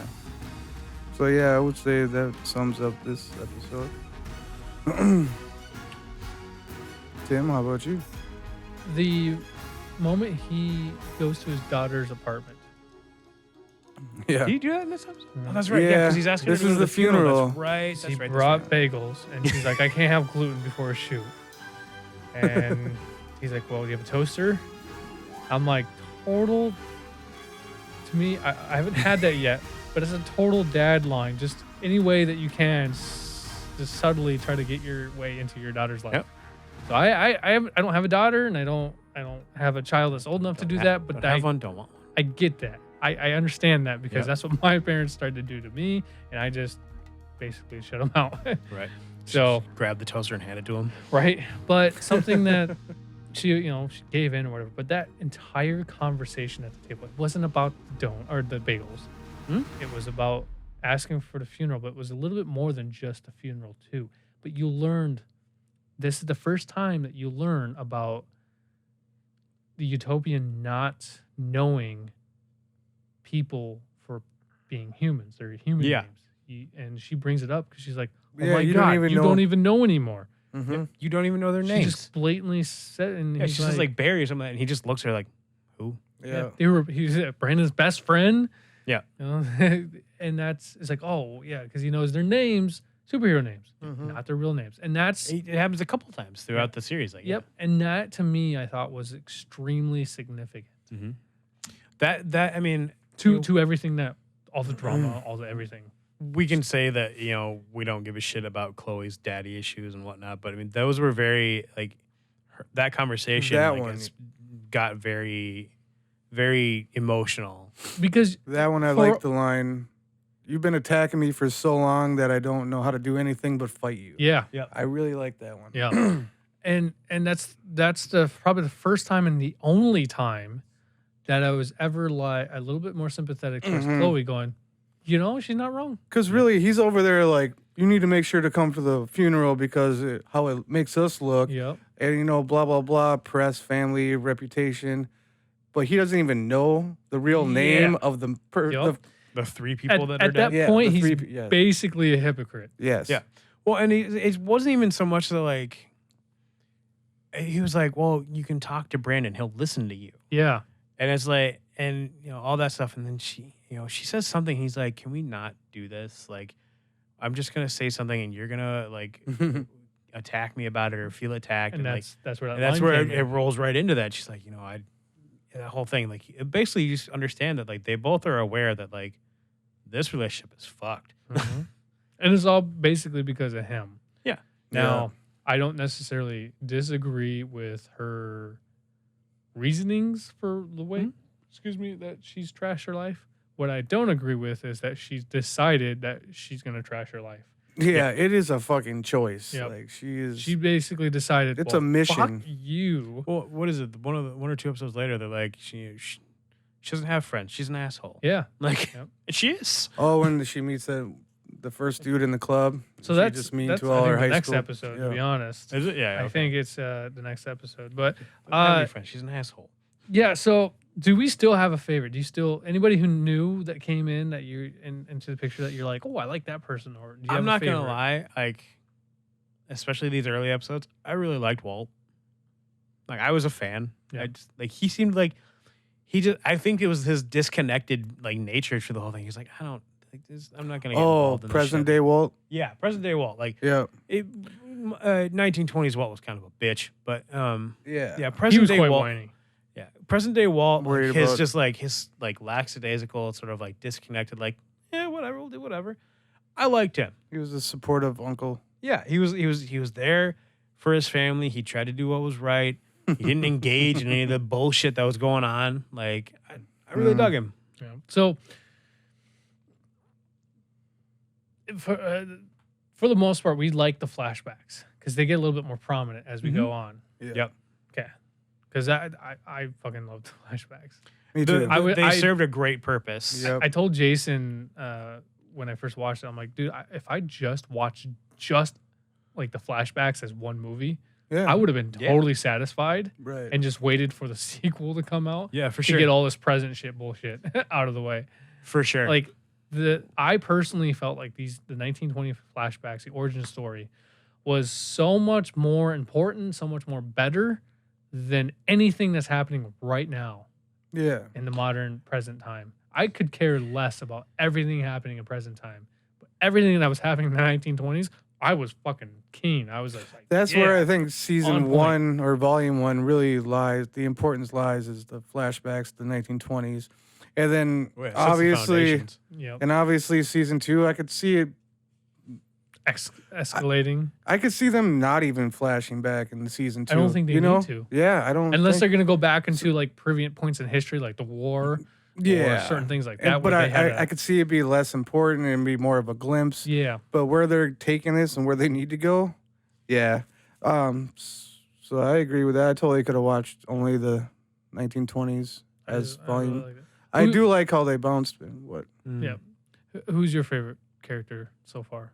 You know, in the In- second, at least in towards the two episodes? Yep, in the first 2 episodes so far that we got. Are you leaning on to somebody that you like? "Oh, I like that guy. I'm still just really impressed with Sheldon. Yeah. Like him and giving that speech at the press. Sheldon or Utopian? Sheldon, 1920, giving Okay. that speech when Grace wrote that article about his father. Yeah. He really sold it for me. Yeah. And his agenda, his point, they were all for the greater good, and he was wrong. He finds out later, but I don't know. It's kind of. He thought he was doing the right thing. Reference another movie. It's the Harry Potter line. Like, I trusted the man I knew. Yeah. Yep. Nice. Yeah. Yeah, he was wrong, but yeah, I mean, even she admitted, he's like, well, I don't blame you. I'd probably do the same thing, but not as nice. Right. So, That's in a later episode. Yep. We don't talk about that one yet. But present day Walt, I'm always like, seem up to something, dude. Yeah, I mean, I definitely thought for a hot minute, I was like, hey, is he the villain? he has a very emotionless face, and his tone is always on one wavelength. Yes. Yeah. So it's really He's always like that. Because he can cracking read jokes and everybody's stuff, and mind. everybody's like, "Are you serious?" Because that's who he is. He's a serious fucker, and He's always that like slightly medicated happy. Right. That's that tone. Like he's on a really good antidepressant, and everything's just sort of cool. Like, And then we only just met George, I believe, and for like a few minutes. So I'm sticking with Sheldon for George and episode Grace 2. are first introduced in that episode, but yeah, you don't really Yeah. do much with them. Okay. I like his dad. Before the fall or after? During. Oh my goodness! Why? Just because I'll be down in a minute, son. That was a great line. It was. Tell him And I'll be also, down in a minute. now that we're talking about that, he never looks his son in the eye once during that conversation on the roof. Nope. I thought that was very well Yep. done, and hopefully a choice made by either writers or actors or directors or whatever. It's got to be that was scene very- was too well Because done for it not to be a choice. Right, because if he would have looked at his son's eyes, he might have changed his mind. You know? He would have probably broken. Yeah. And he was already breaking. And the whole box analogy or metaphor. Yeah, it all ends up in a box or something like yeah, that. Yeah, it all ends up in a box. They carry that through a few episodes. So, holy shit. A pine Maybe the box. dad is my favorite. Yeah. Pine box. Well, he had enough money still. He probably afforded more than a pine box, but Not at the time. I mean, I'm saying Little box. he didn't have any money when he died, but he probably had. If he was smart, he probably had something. he You're probably right. had that shit on You're reserve. right. When you're responsible, you You're reserve Coffin, that coffin, Yeah. Episode 3. Yes. So episode 3, I liked episode 3 for multiple reasons, but I really liked the name, and then Ooh, what is the comes name? back. It comes back last episode, just for a split second. So talk about that Keep much us in later. suspense. Fucking tell us the name. Painting the clouds with sunshine. Huh. Now, it's way too optimistic for me. What is it? That doesn't sound like any of our deal. But I Even loved in this it. episode, it's I very loved dark. it because it is all about George. This episode is primarily a yeah. focus on introducing George. And his son for present day. Yeah, that's true. Yeah, Hutch comes into It's the an picture. introduction That's to him at exactly, least. That's exactly it, because that's like the first thing you see And is you're not supposed to know that, but there's no. a couple snippets. With They do mention it right away. It's like, They oh, they're do. talking about your dad. If on you pay TV. attention, you get it, and then they throw it in your face at Yo. the end of it with the newspaper articles. Speaking of which, what they do with the newspaper articles in this whole show is pretty fucking cool and clever. No one knows what I'm talking about. Besides, not the capitalism thing, death of capitalism. What are you talking about? It's just Elaborate. okay. There'll be like scenes where Walt is 1920s. Walt reads a headline or whatever. Oh no, it's that Grace article. And then he comes in. You already know what the topic is going to be because of the newspaper. They have an argument about it. At the end of this episode, he says something about his dad, and then the camera fades to a news article of George from the 1920s, and then that answers that, who his dad is. And then also the therapist session when he's like, you want to talk. I find it funny that you want to blah, blah, blah for all these 20 years. And then it camera pans to the wall, and it's a picture of him, and then whatever. Yeah, There's all these subtleties I've noticed, and those are the three I can think of, and they do it really fucking well. Basically hinting at what's happening. And they give you all the answers. Use it for foreshadowing. But not by much. Yeah. They're basically telling you what's happening and showing you the answer. Yeah. That it merges with this nice, subtle writing, and it's all really cool. You say that, and I was aware of that, but I guess you didn't really take it in. You were aware of it, because I thought feel the same way. Creative. I thought it was really creative. Cool. It's definitely an excellent thing to bring up. It's a way to merge the present timeline with the 1920, because they're all black and white newspaper articles. And it's those color ones. Yeah, those magazines. and it's a way to clickbait. It's a way for them to say so much without having to write the dialogue. Just explain it. I just thought it was great. Yeah, no, I like that. I definitely didn't take it in that way. I mean, I accepted. I knew exactly what you're talking about. Yeah, it definitely fills in the story. Yeah. Here and there. So, painting the clouds with sunshine, episode 3. This starts. It's primarily about Georgie or George. I call him Georgie. I don't know why. George and cool. He's been calling Sheldon Shelley. So that's because they call him Shelley in the show. even the bad guy, even Black Star later on calls him Shelley. Huh. And I'm like, I guess they're probably close enough. Yeah. Because they've been fighting forever, so that makes sense. Yeah. But anyway, so Sheldon starts to lose his mind in the 1920s. He starts to lose his mind a lot more drastic. Like it's vision galore. He's drawing his things. Yep, he's being haunted by his dad and stuff like that. Ever since the funeral when he has his first episode. Yep. So this is becoming a more prominent thing. Yep. Now George is brought in, and I love his intro. I love when you first see George being brought in, and it was besides the hospital, but I'm talking about like his introduction into the show, with him waking up, walking, meeting his butler, saying, "Oh, is that tongue in cheek?" He's like, "No, all tongue and lips, sir. I swear." Or is that cheeky? Are you being cheeky? He's like, "Nope, just tongue and lips." And then he goes and he sits down for breakfast, and there's 99 eggs cooked at different temps. Yep. And I was just like, "What?" Yeah. Who the fuck does that? Now, me as a cook, my mind goes, I would hate to be that chef. Yeah, that was what I had to do. I was like, fuck that guy. But then I'm like, this motherfucker's rich as hell. He's probably getting paid a shit ton just to cook these eggs. I could do that. Probably not a shit ton, but probably a livable wage. Probably more than what any of us are making, even back then. Yeah, counting for inflation, yeah, probably. But that whole scene with the eggs, I was like, what the fuck is happening? And I was like, he's so rich, he's just deciding what kind of fucking egg he wants. Just a way to symbolize his extravagant. I definitely can't imagine him eating 99 eggs. Right. By any means. But what I like about this is the first. I love George. You don't get any Sky Fox until very, very, very end. But I love George. His mannerisms, his personality, his charisma. He's a very handsome looking guy. He's very shabby. He's very dapper. He's elegantly dressed. But the way he talks is just fantastic because it has such elegant, snapping, witty sarcasm, and it's done at its best. Elegant snark. Yes, it is like the kind of shit that you would probably see in England. But he's done it in American, and it's just so good. I love his character so much. Everything he says, I'm just like, I like that. I like the way he says that.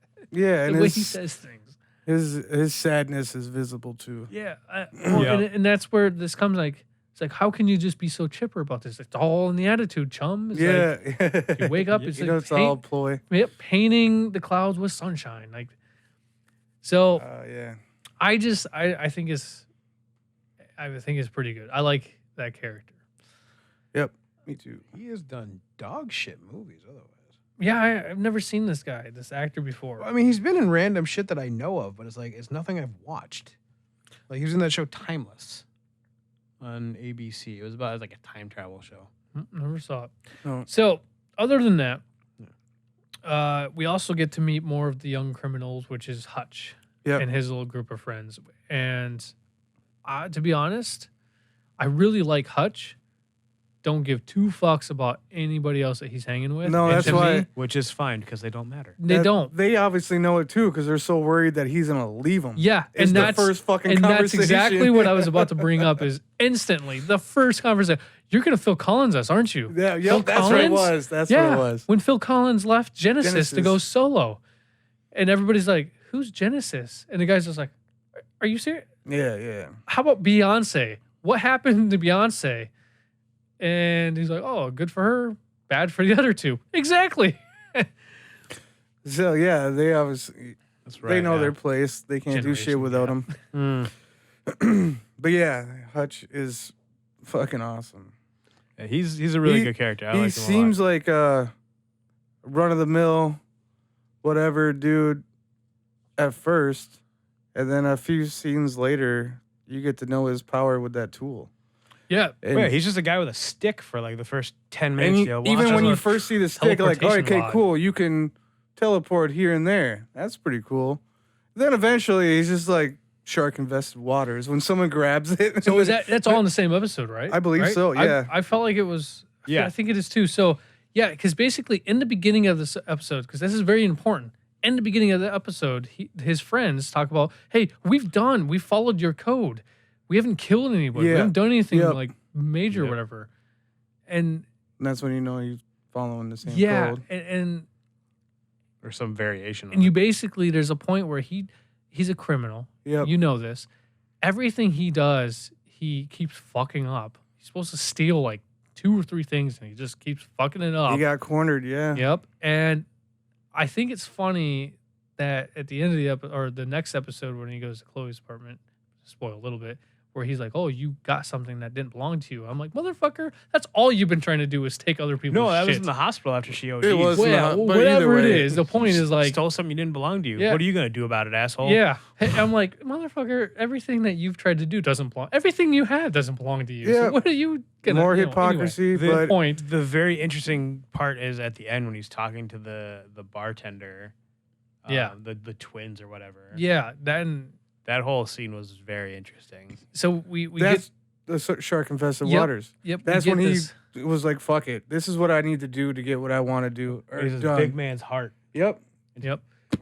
Yep. So that was great because that was the pinnacle point of him just Saying fuck it. fuck it. Yep. And he does it in such a subtle way. He doesn't Nonchalant. make a big show of it. He doesn't make loud and aggressive noises or, actions. He just basically does this. And I loved it. And that's what I mean. Like at first you think he's like run of the mill. You think his tool is cool. You can teleport. And then all of a sudden he just steps it up. He's just a badass. No. When it comes back, he wipes off the blood and shit. It's just And like, he mentions right then, he's like, "I've done something that I promised that I would never do today. I broke a promise," is what he says. yeah. like, Yep. today, twice. And that you get it. He's like, "No fucks now. No fucks. I ain't gonna be hassled no more." And Yeah. It's essentially it's a more violent version of the first episode of Firefly. I do a job, I get paid. yeah, That's it. yep. I will say though, I absolutely love that van, and I would love to have that van. Wow. Hit the button 3 times, you go through walls. What Right? up? I thought that van was van was badass, dope. especially because it was something straight out of an '80s film. Yep. It had a wizard on it and Oh yeah. everything, and it just teleported That- right through. That whole bit, especially when they hit Chloe, Is that 4 or 5? Or never mind. it should be 4. or Okay. 3 or 4. But yeah, when they hit Chloe and like you get the 3 that do their powers, but then just get their asses kicked. Yep. And then he kind of just blops out like before she can get to him. I thought that whole scene was actually pretty fun. I liked it too. I when they failed, right, and they're running away because they're like, oh, was like, what could go wrong? And then it's like, you see the guy in the back, he's like, he lasered me or whatever, it hurts and whatever. Yeah, and those he two guys Hutch, are running after them. yeah, and Hutch is so like, can you just like shut up? It's like, I'm trying to drive. Right. I thought that was pretty fun. That too. episode was just a fun episode. Like it had its dramatic points, but it was just a fun episode. Yep. I feel like And in then the midst of all this drama, it was comedic relief. Right. Yep. Because then they go through the wall and the girls are like, see, I told you we couldn't do it without his van. And he's like, you said that you couldn't do it well with me. He's like, you lying motherfucker. Yeah. That's right. That's So, Hell yeah. Is that that's the same episode where he like transports back into the apartment and then the one girl's going down on the other one, right? Yep. Yeah. Yep. Yeah. After he Isn't met, that his apartment? the loft, I guess. I was mad about I got mad You would for assume him so, for the some way it says reason. loft. Yeah. For some reason, I got mad for him. I was like, bitch, that's his apartment. Why are you yelling at him because Right. he interrupted you getting some? Oh, God. I also liked when that chick, I don't know what she did, but she like star phased into hitting Chloe. Oh, right? yeah. So like the first chick that pops out and sees, yeah. the dude on the ground did more to Chloe. The what do they call it? The ice. Popsicle? Yeah, is that what they Is call it- it? is his name? That sounds about right. Who Did fuck more cares? to Chloe with his little ice burst than the chick that popped out after, going, "Oh no, there's this chick," and does this weird sonic wave boom thing that Yeah. Oh yeah. did She's nothing. basically a shitty Richter. Yeah, basically, my only thing about episode 3 was like George. Georgie. George was the fantastic one in my opinion, and Hutch. I really liked the fact that you got a little bit more of those two, and Right. Towards the And- end, you see that Hutch is definitely fucking had enough.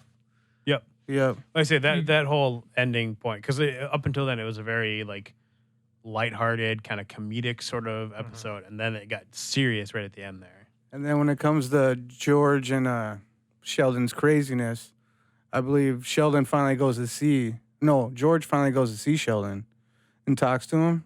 You know, when he was going crazy or whatever. What's he say? Because Life Sheldon, happens and then it stops. like, yes, exactly. Because he's like, you never say 2 words about your parents and what happened to them, implying that they died tragically or whatever at a young age. And then he starts to talk about it, and then Sheldon just falls asleep. Yep. Yeah, like like those words, and then those words. Life happens, and then it stops. Yep. It Hey. was enough, and he was like put at ease and rest enough to sleep. Yeah, And he steals the paper. Yeah, His yeah, drawings, they- his all little the Exactly. ripped up doodles. Hence, and the quest begins. But yeah, was there any significance that you found in episode 3?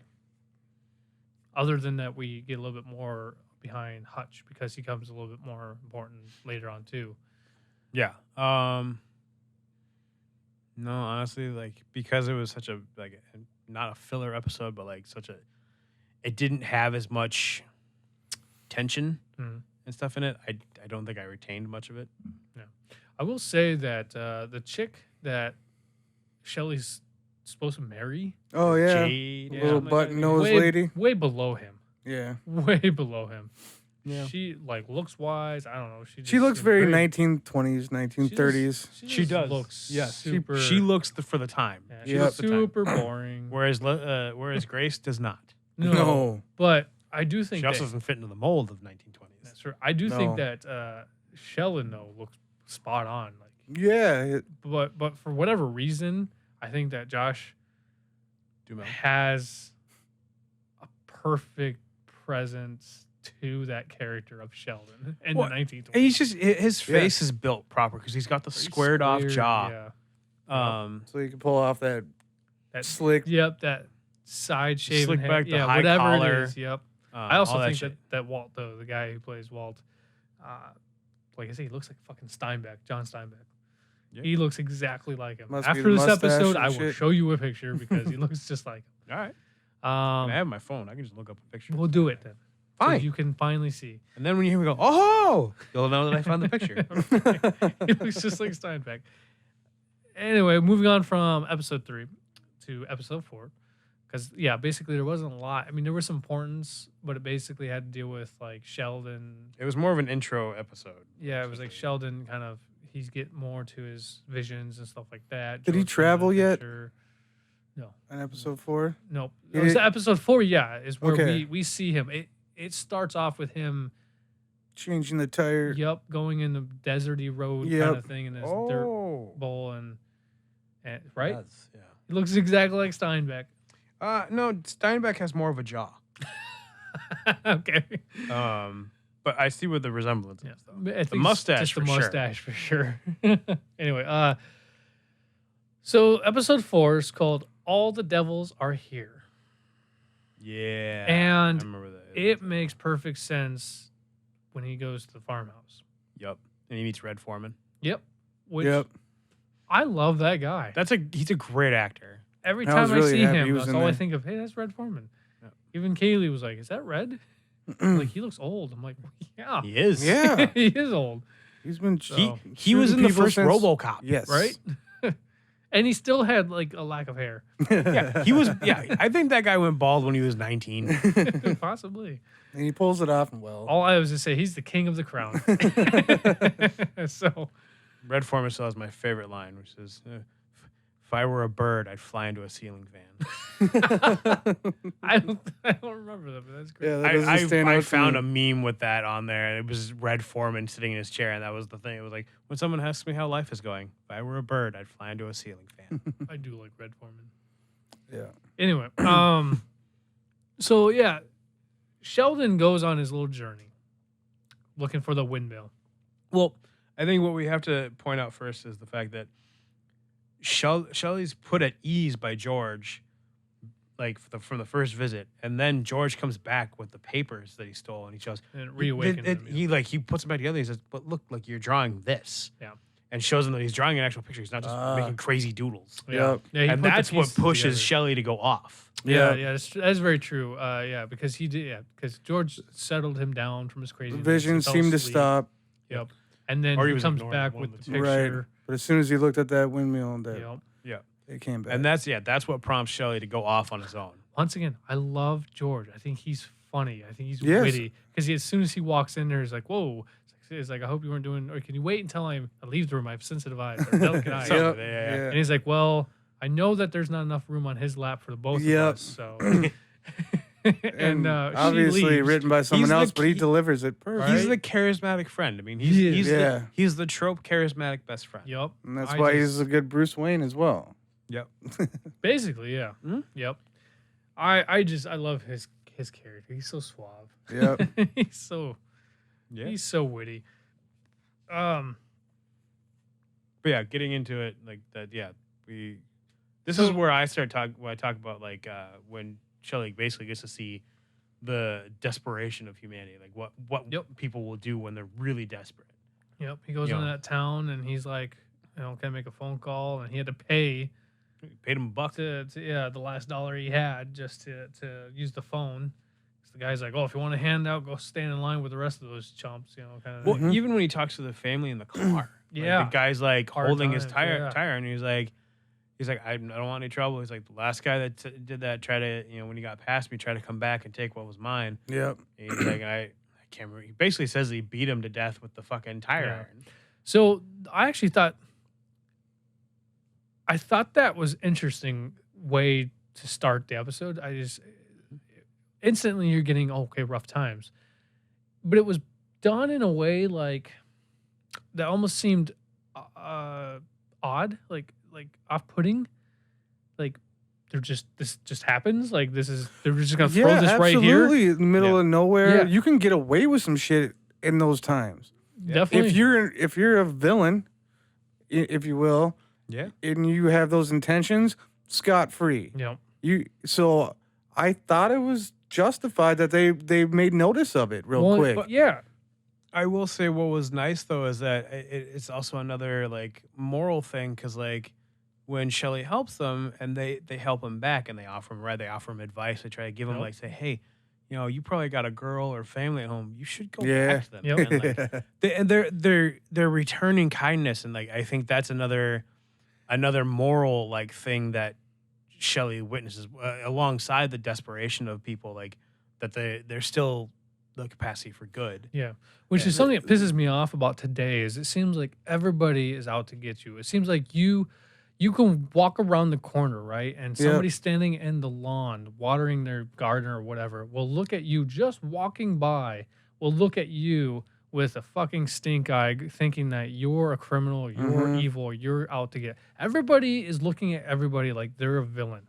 And it's just so upsetting. But in this case, even when you look at somebody like that for a split second, given whatever it is that's going on, you don't have to treat people like they are. There's a difference between caution and just assuming that someone is. Yep, and this dude was cautious, but not. Now that you mention it, yeah, this conversation between them two started with a distance and a tire iron, and then it ended with a hand on the shoulder, like, you seem troubled, dude. Do you need to go back to your family? Yeah. So his tire got fixed. Yeah. Yeah, they fixed his tire. And he got a ride to the town. Yep. Yeah. He makes a phone call to his wife, and then fiance drops that fucking phone to go help some dude in the street. So that was like one of the first kicked. Yeah, for sure. But that was like one of the first ways to show Sheldon would really help someone else rather than himself. Where his morals sort of lie. Yeah. Yep. And he kind of seemed like that kind of guy, and you got that from the mill in the first episode. Yeah, when he's we walking walked by. into the He doesn't think he's better than anybody. Nah. He's never really shown that he's better, other than maybe his well-dressed manners. He carries himself as an everyman. Yep. Yeah. Like, and it really only once he becomes utopian that he starts to hold himself to a different An standard. accountability of he accounts himself to a different standard because he has these things. Yep, he knows that he is now, and he's not going to take advantage of it. He's going to be accountable for it. Yep, I think he's the best like superhero. He's the best leader, and they mention that even further on. But anyway, this episode had some moments. It's a very dark episode. Oh yeah, it got kind of creepy. Yeah. Did you think did it disrupt the flow of what we were watching so far? No, because honest to God, it was being a the fourth episode is change. right in the middle from all 8. This was a big shift in the entire series. Was this episode? It was a change.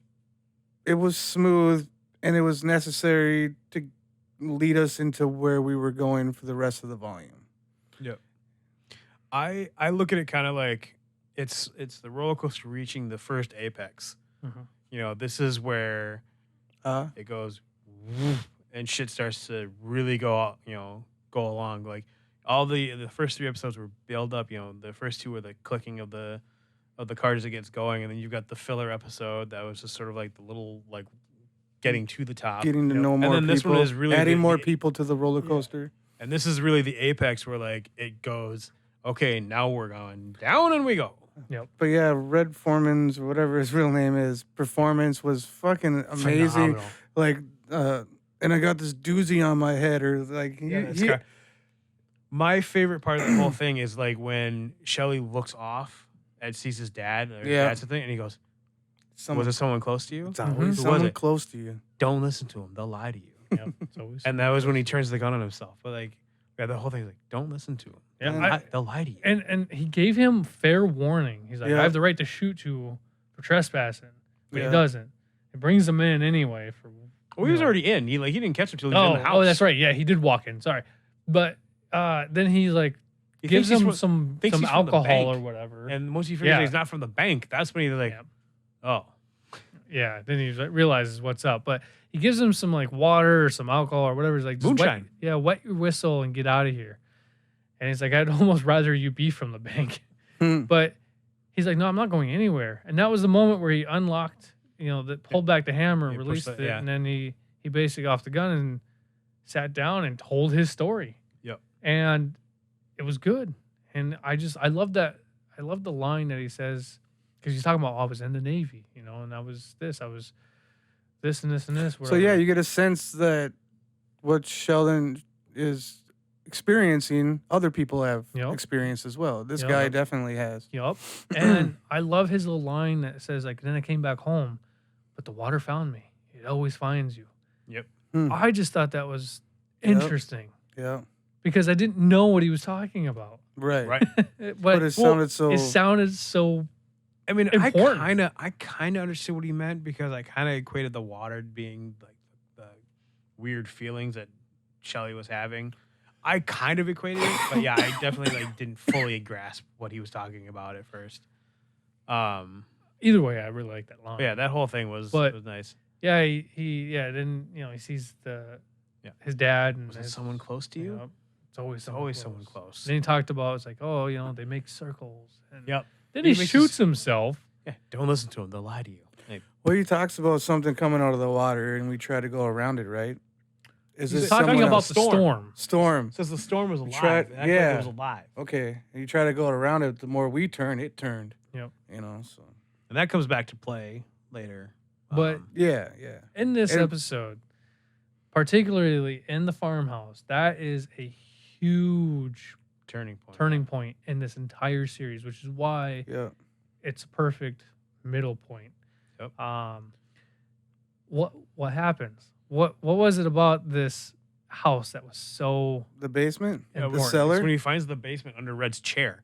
Like Red was protecting it almost. How I keep did- calling how- him Red. I know. I think it's Miss Miller or something. Yeah, Yeah, it was a Miller Miller Farm. farm. Yeah. Miller So farm. the blood from the gunshot wound, the blood's flowing like on the floor, and then starting to roll through this crack. And so he figured, like, he kind of wipes some more dust and dirt away, and he notices there's a latch. Yeah.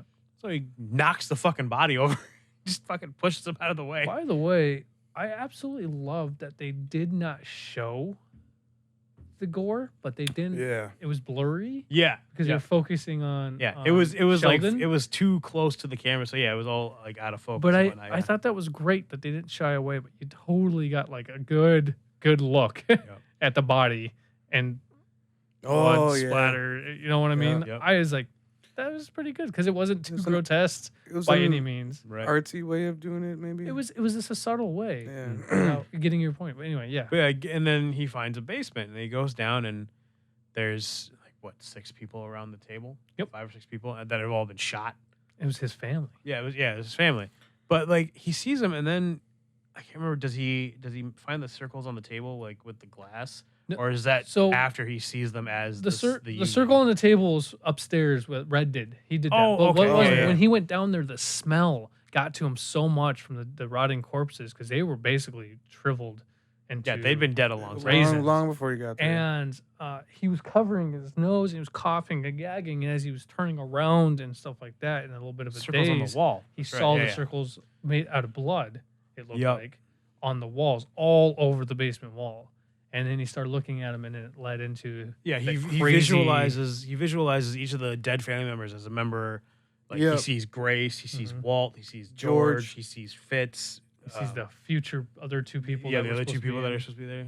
Yeah. But yeah, so he sees like quote unquote the union, eventually. But yeah, so that's where he visualizes like these people are all important, like they mean something. And so after that he leaves the house. You see him kind of like walking away from the house, and the car drives up. You forgot What did I that, miss? that on the table in there, when he's envisioning all this, he sees the watch piece. And the watch piece is very Ah. prominent. Watch, yeah, the pocket It's very watch for sure. important. But it also, in dust, written on there is coordinates. Yeah. And that's the That's the right. Yeah, I coordinates missed to that the part. island Yeah, on I completely forgot. Yep. And so, and the pocket watch that's sitting there is Dad's his watch, father's. yeah. But so he sees his dad's watch, sees the coordinates, and then he leaves the house, and a car drives up. And right until somebody got out of the car, I assumed it was a cop or somebody from the bank. Right? Actually, that was probably somebody from the bank. That was my thought. I was like, it doesn't look like a cop car, but could be a cop. Yeah. But it was probably somebody from the bank. And then out pops Walt. Yeah. And I was like, how the fuck did he know where to go so goddamn quick? Probably. Right. I think he just called him. Well, and I think it's the telephone system at that point because they had to go through operators. So the operator probably could have told him where he was calling from Yeah.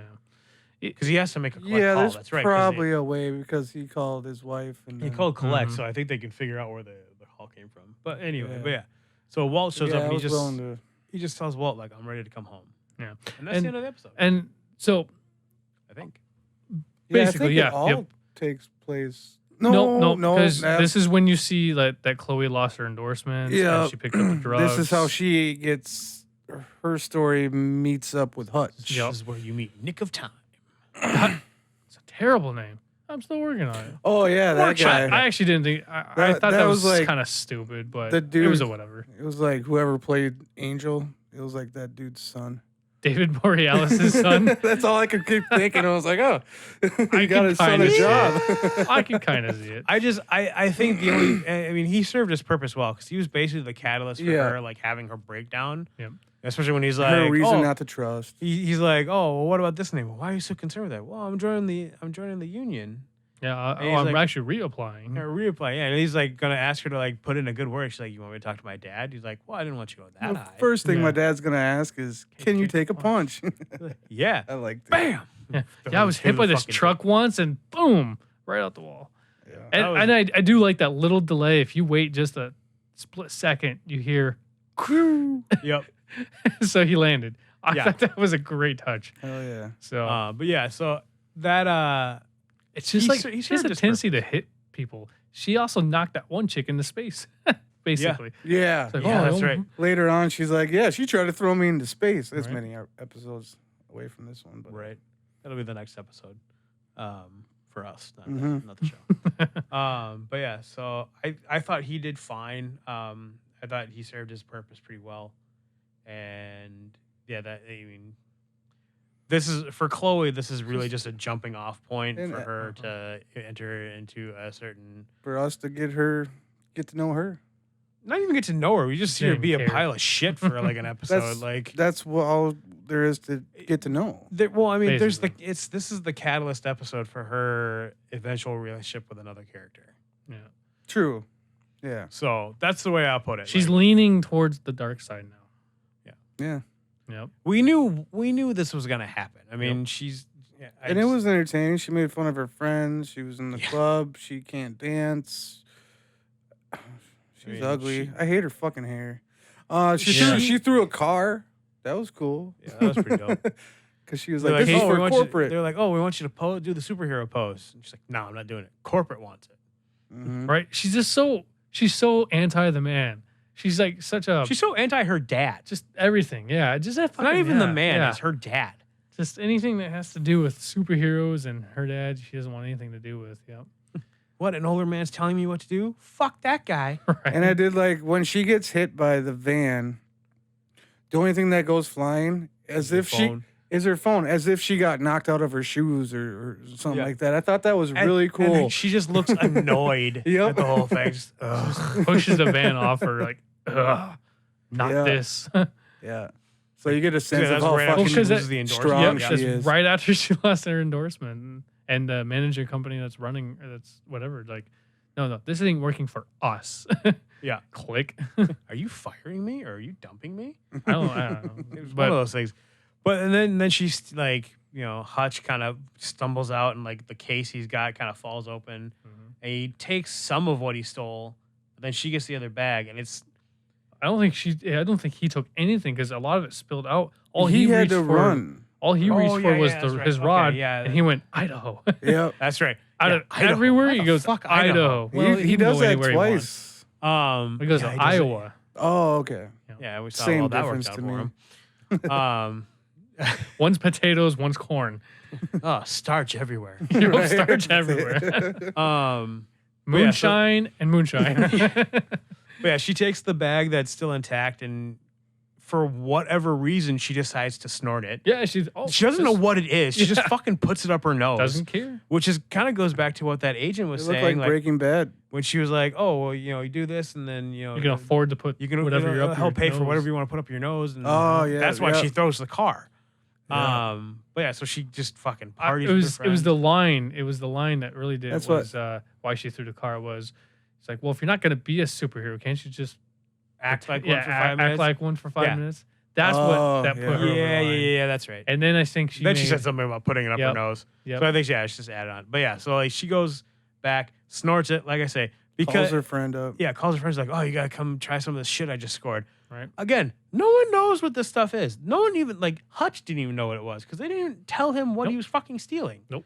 So she's just putting shit up her nose that looks vaguely powdery. And it wasn't. It was even crystal. It was crystals, yeah, because you could hear them fucking fall. Breaking Bad the way that substance. when she was doing up that line, did it not sound like static? Yeah, it was because that's what crackling. happens when you Right? fucking It's do that to crackling. fucking crystals. Like, Yeah, Crackling, not even fucking on a glass table. I if you try to believe. separate crystals like that on a glass table, it'll make that noise. Yeah. I'm sure. Yeah, Like that's just science. it's true. But yeah, so she goes through, and this is when Shit's so So powerful Ghost it put her in Beam- the hospital. Ghost Beam is one of the friend that's celebrating. childhood friend. Yeah, she's like a whole school friend that's celebrating getting into the union at the club Ah. that Chloe's dancing in. That's where she like meets Nick of Time, and this is all this shit. Like I said, I honestly, other than just a little bit more for the character, I didn't think any of that was really that important. Other than you already know, like it just emphasizes more that nobody gives a fuck about her. That she's an asshole. She's She has no- alienated yeah. herself Yep. to She's everybody. done it to But, herself. but yeah. you know what? That's not hard to pick up from the dinner table in Right. the first episode. But True. this is where after she's done partying, like she's throwing up in a toilet, and Ghost Beam, who's the girl that basically got embarrassed by Chloe Mm-hmm. at the club, who's kind of a goody two shoes, from what we can tell. Yep. Shows up and is like trying to clean her up, and she's like, we were friends, and this is where Chloe's like, well, I don't have any friends. I'm an asshole, remember? And basically tells her to fuck off, Yep. and like so she does. Yeah, she's like, you want to be like my mom, or you want to be like her, and it's like, But you can't. Yep. Like nobody can. Then she goes into her daddy issues. Brandon 'cause- wants to be like dad, and it's like, but you can only be you. Yeah, it was a bunch of shit that she was just having like a weird like drug come down off of, and then she goes out and she snorts the very last of the crystals and ODs. And then OZs, and that's when Hutch comes by, and Yeah, that was the end of the out episode, right Out of there. fucking Yep. nowhere, Hutch knows where she lives. Like, that he doesn't Well, need she's to know. famous. I suppose just he it. says he probably just says Chloe's apartment, and like Yep. it just like impulses Yep. his way. Yeah, That's the one thing about this rod. I'm like, I actually really like that device. I would love to have something like that. He can go anywhere that he wants, and later on, it bites him in the ass. But we'll talk about Yeah, Right. yeah, we should. Yeah, but to wrap it up, like I think the end of this episode is basically she wakes up. Does she wake up in the hospital? that's I think the that's next the beginning. Okay. Yeah, you see. I'm trying to remember the end of this episode. It You pans see out. It Hutch just pans out. Of enter him in her the hot- apartment. He Yeah. just at picks the up end. the empty bag and he kind of just Yep. looks disappointed. Yep. So out of this episode, we basically get the understanding that Chloe's still a piece of shit. She still hates her dad. She's progressing even worse. Do we have anything that's significantly changed other than the 1920s origin story, which is supposed to change? Do we have anything now in the present timeline that significantly changes of any of importance for I believe you get, at this point, we've gotten that Fitz's daughter, who is a member of the union, is thinking about leaving. Oh yeah, yep. She's talking to him that about was a like, good conversation. and too. yeah, he's just like, I didn't want this for you. He's like, if he's you- being a great supportive dad? yeah, he's like, he's doing the opposite of what if Utopia you, does. he's like, if you want to leave, leave. Like, you're not obligated to That- this shit. yeah, That was a great conversation Yeah. about the fear. Yep. I agree. Yep. Was that this episode? I think that was this episode because I I think don't remember. Either way, if we didn't touch base on it, it was a great.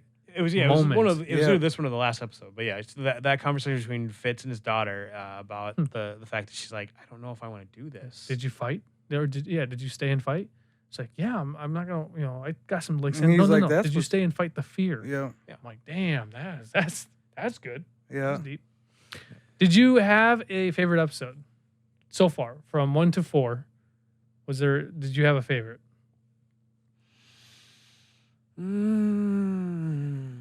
I probably would, of the first 4, I think the first one probably was my favorite because it was such a good setup episode Mhm. Yeah. that like And it- I, it was I like the really pilot. couldn't fault it for anything it did. Even like the shit that like I found annoying, like the whining, Mhm. I couldn't fault any of it because it was so well done that I don't know. Yeah, it was so well done. I couldn't hate on it. Yeah. First of all, my favorite character in episode 4 is Red, Mr. Miller and his farm. And then, yeah, I would have to agree with Aaron because 1, setup, payoff so well, strong, sets the tone for the whole show. 2 is similar, things happen. 3 and 4, don't care about those characters, but it's still entertaining. So episode 1, favorite out of first 4. So I don't know about favorite episode. I'd have to probably say 4. 4 is probably my favorite episode. But It's fair. I really love George's introduction. Out of that episode 3, that's probably my favorite section of that episode. It's just the beginning with George. Everything else I didn't really care about. Just with George, I liked. Yeah. But I would say that my favorite was probably the 4th because there's so much anticipation Yeah. in that episode. Sure. And you finally get a sense of some answers. They gave you something to look forward to. That's They fair. didn't leave you hanging. They were just like, so like, you know, if it was a mid finale season and you had to wait 3 months for whatever reason, Mhm. I would at least be satisfied just enough to go, okay, now we're going somewhere. We're getting Mhm. something out of Yeah, it. for sure. And I think that's why I really liked the 4th episode. Yeah, that's definitely fair. So, I get you on that. but it's the 1920s section. I just didn't care about anything else present. I just like the 1920s origin story so much. I just wish they made that a whole movie. So, yeah. well, anything else you want to mention about the season so far? No, I'm good. We haven't seen the episode where like oh no, we haven't. Never mind. Took me a second. I'll mention it next time because it was slightly unnerving. But All right, well, yeah, no, it's fine. let's Yeah, I'm wrap good. this up so we can. Yeah, stay tuned next week for part 2 where we talk about the last 4 episodes. Yep, 5 through 8. So Yes, 5 through 8. I don't know why I had to sit there and count.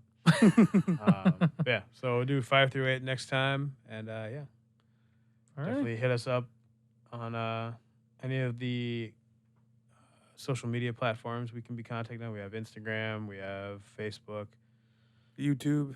YouTube. We don't have a Twitter yet, but that may come eventually. Maybe if, soon. if one of us 3 can figure out how to use Twitter properly. I feel like I struggle with Instagram, and I'm Twitter's not a at- daily thing, and I am Oh, already. I've looked at struggling. Instagram 3 times, but I don't understand this. I have an Instagram account.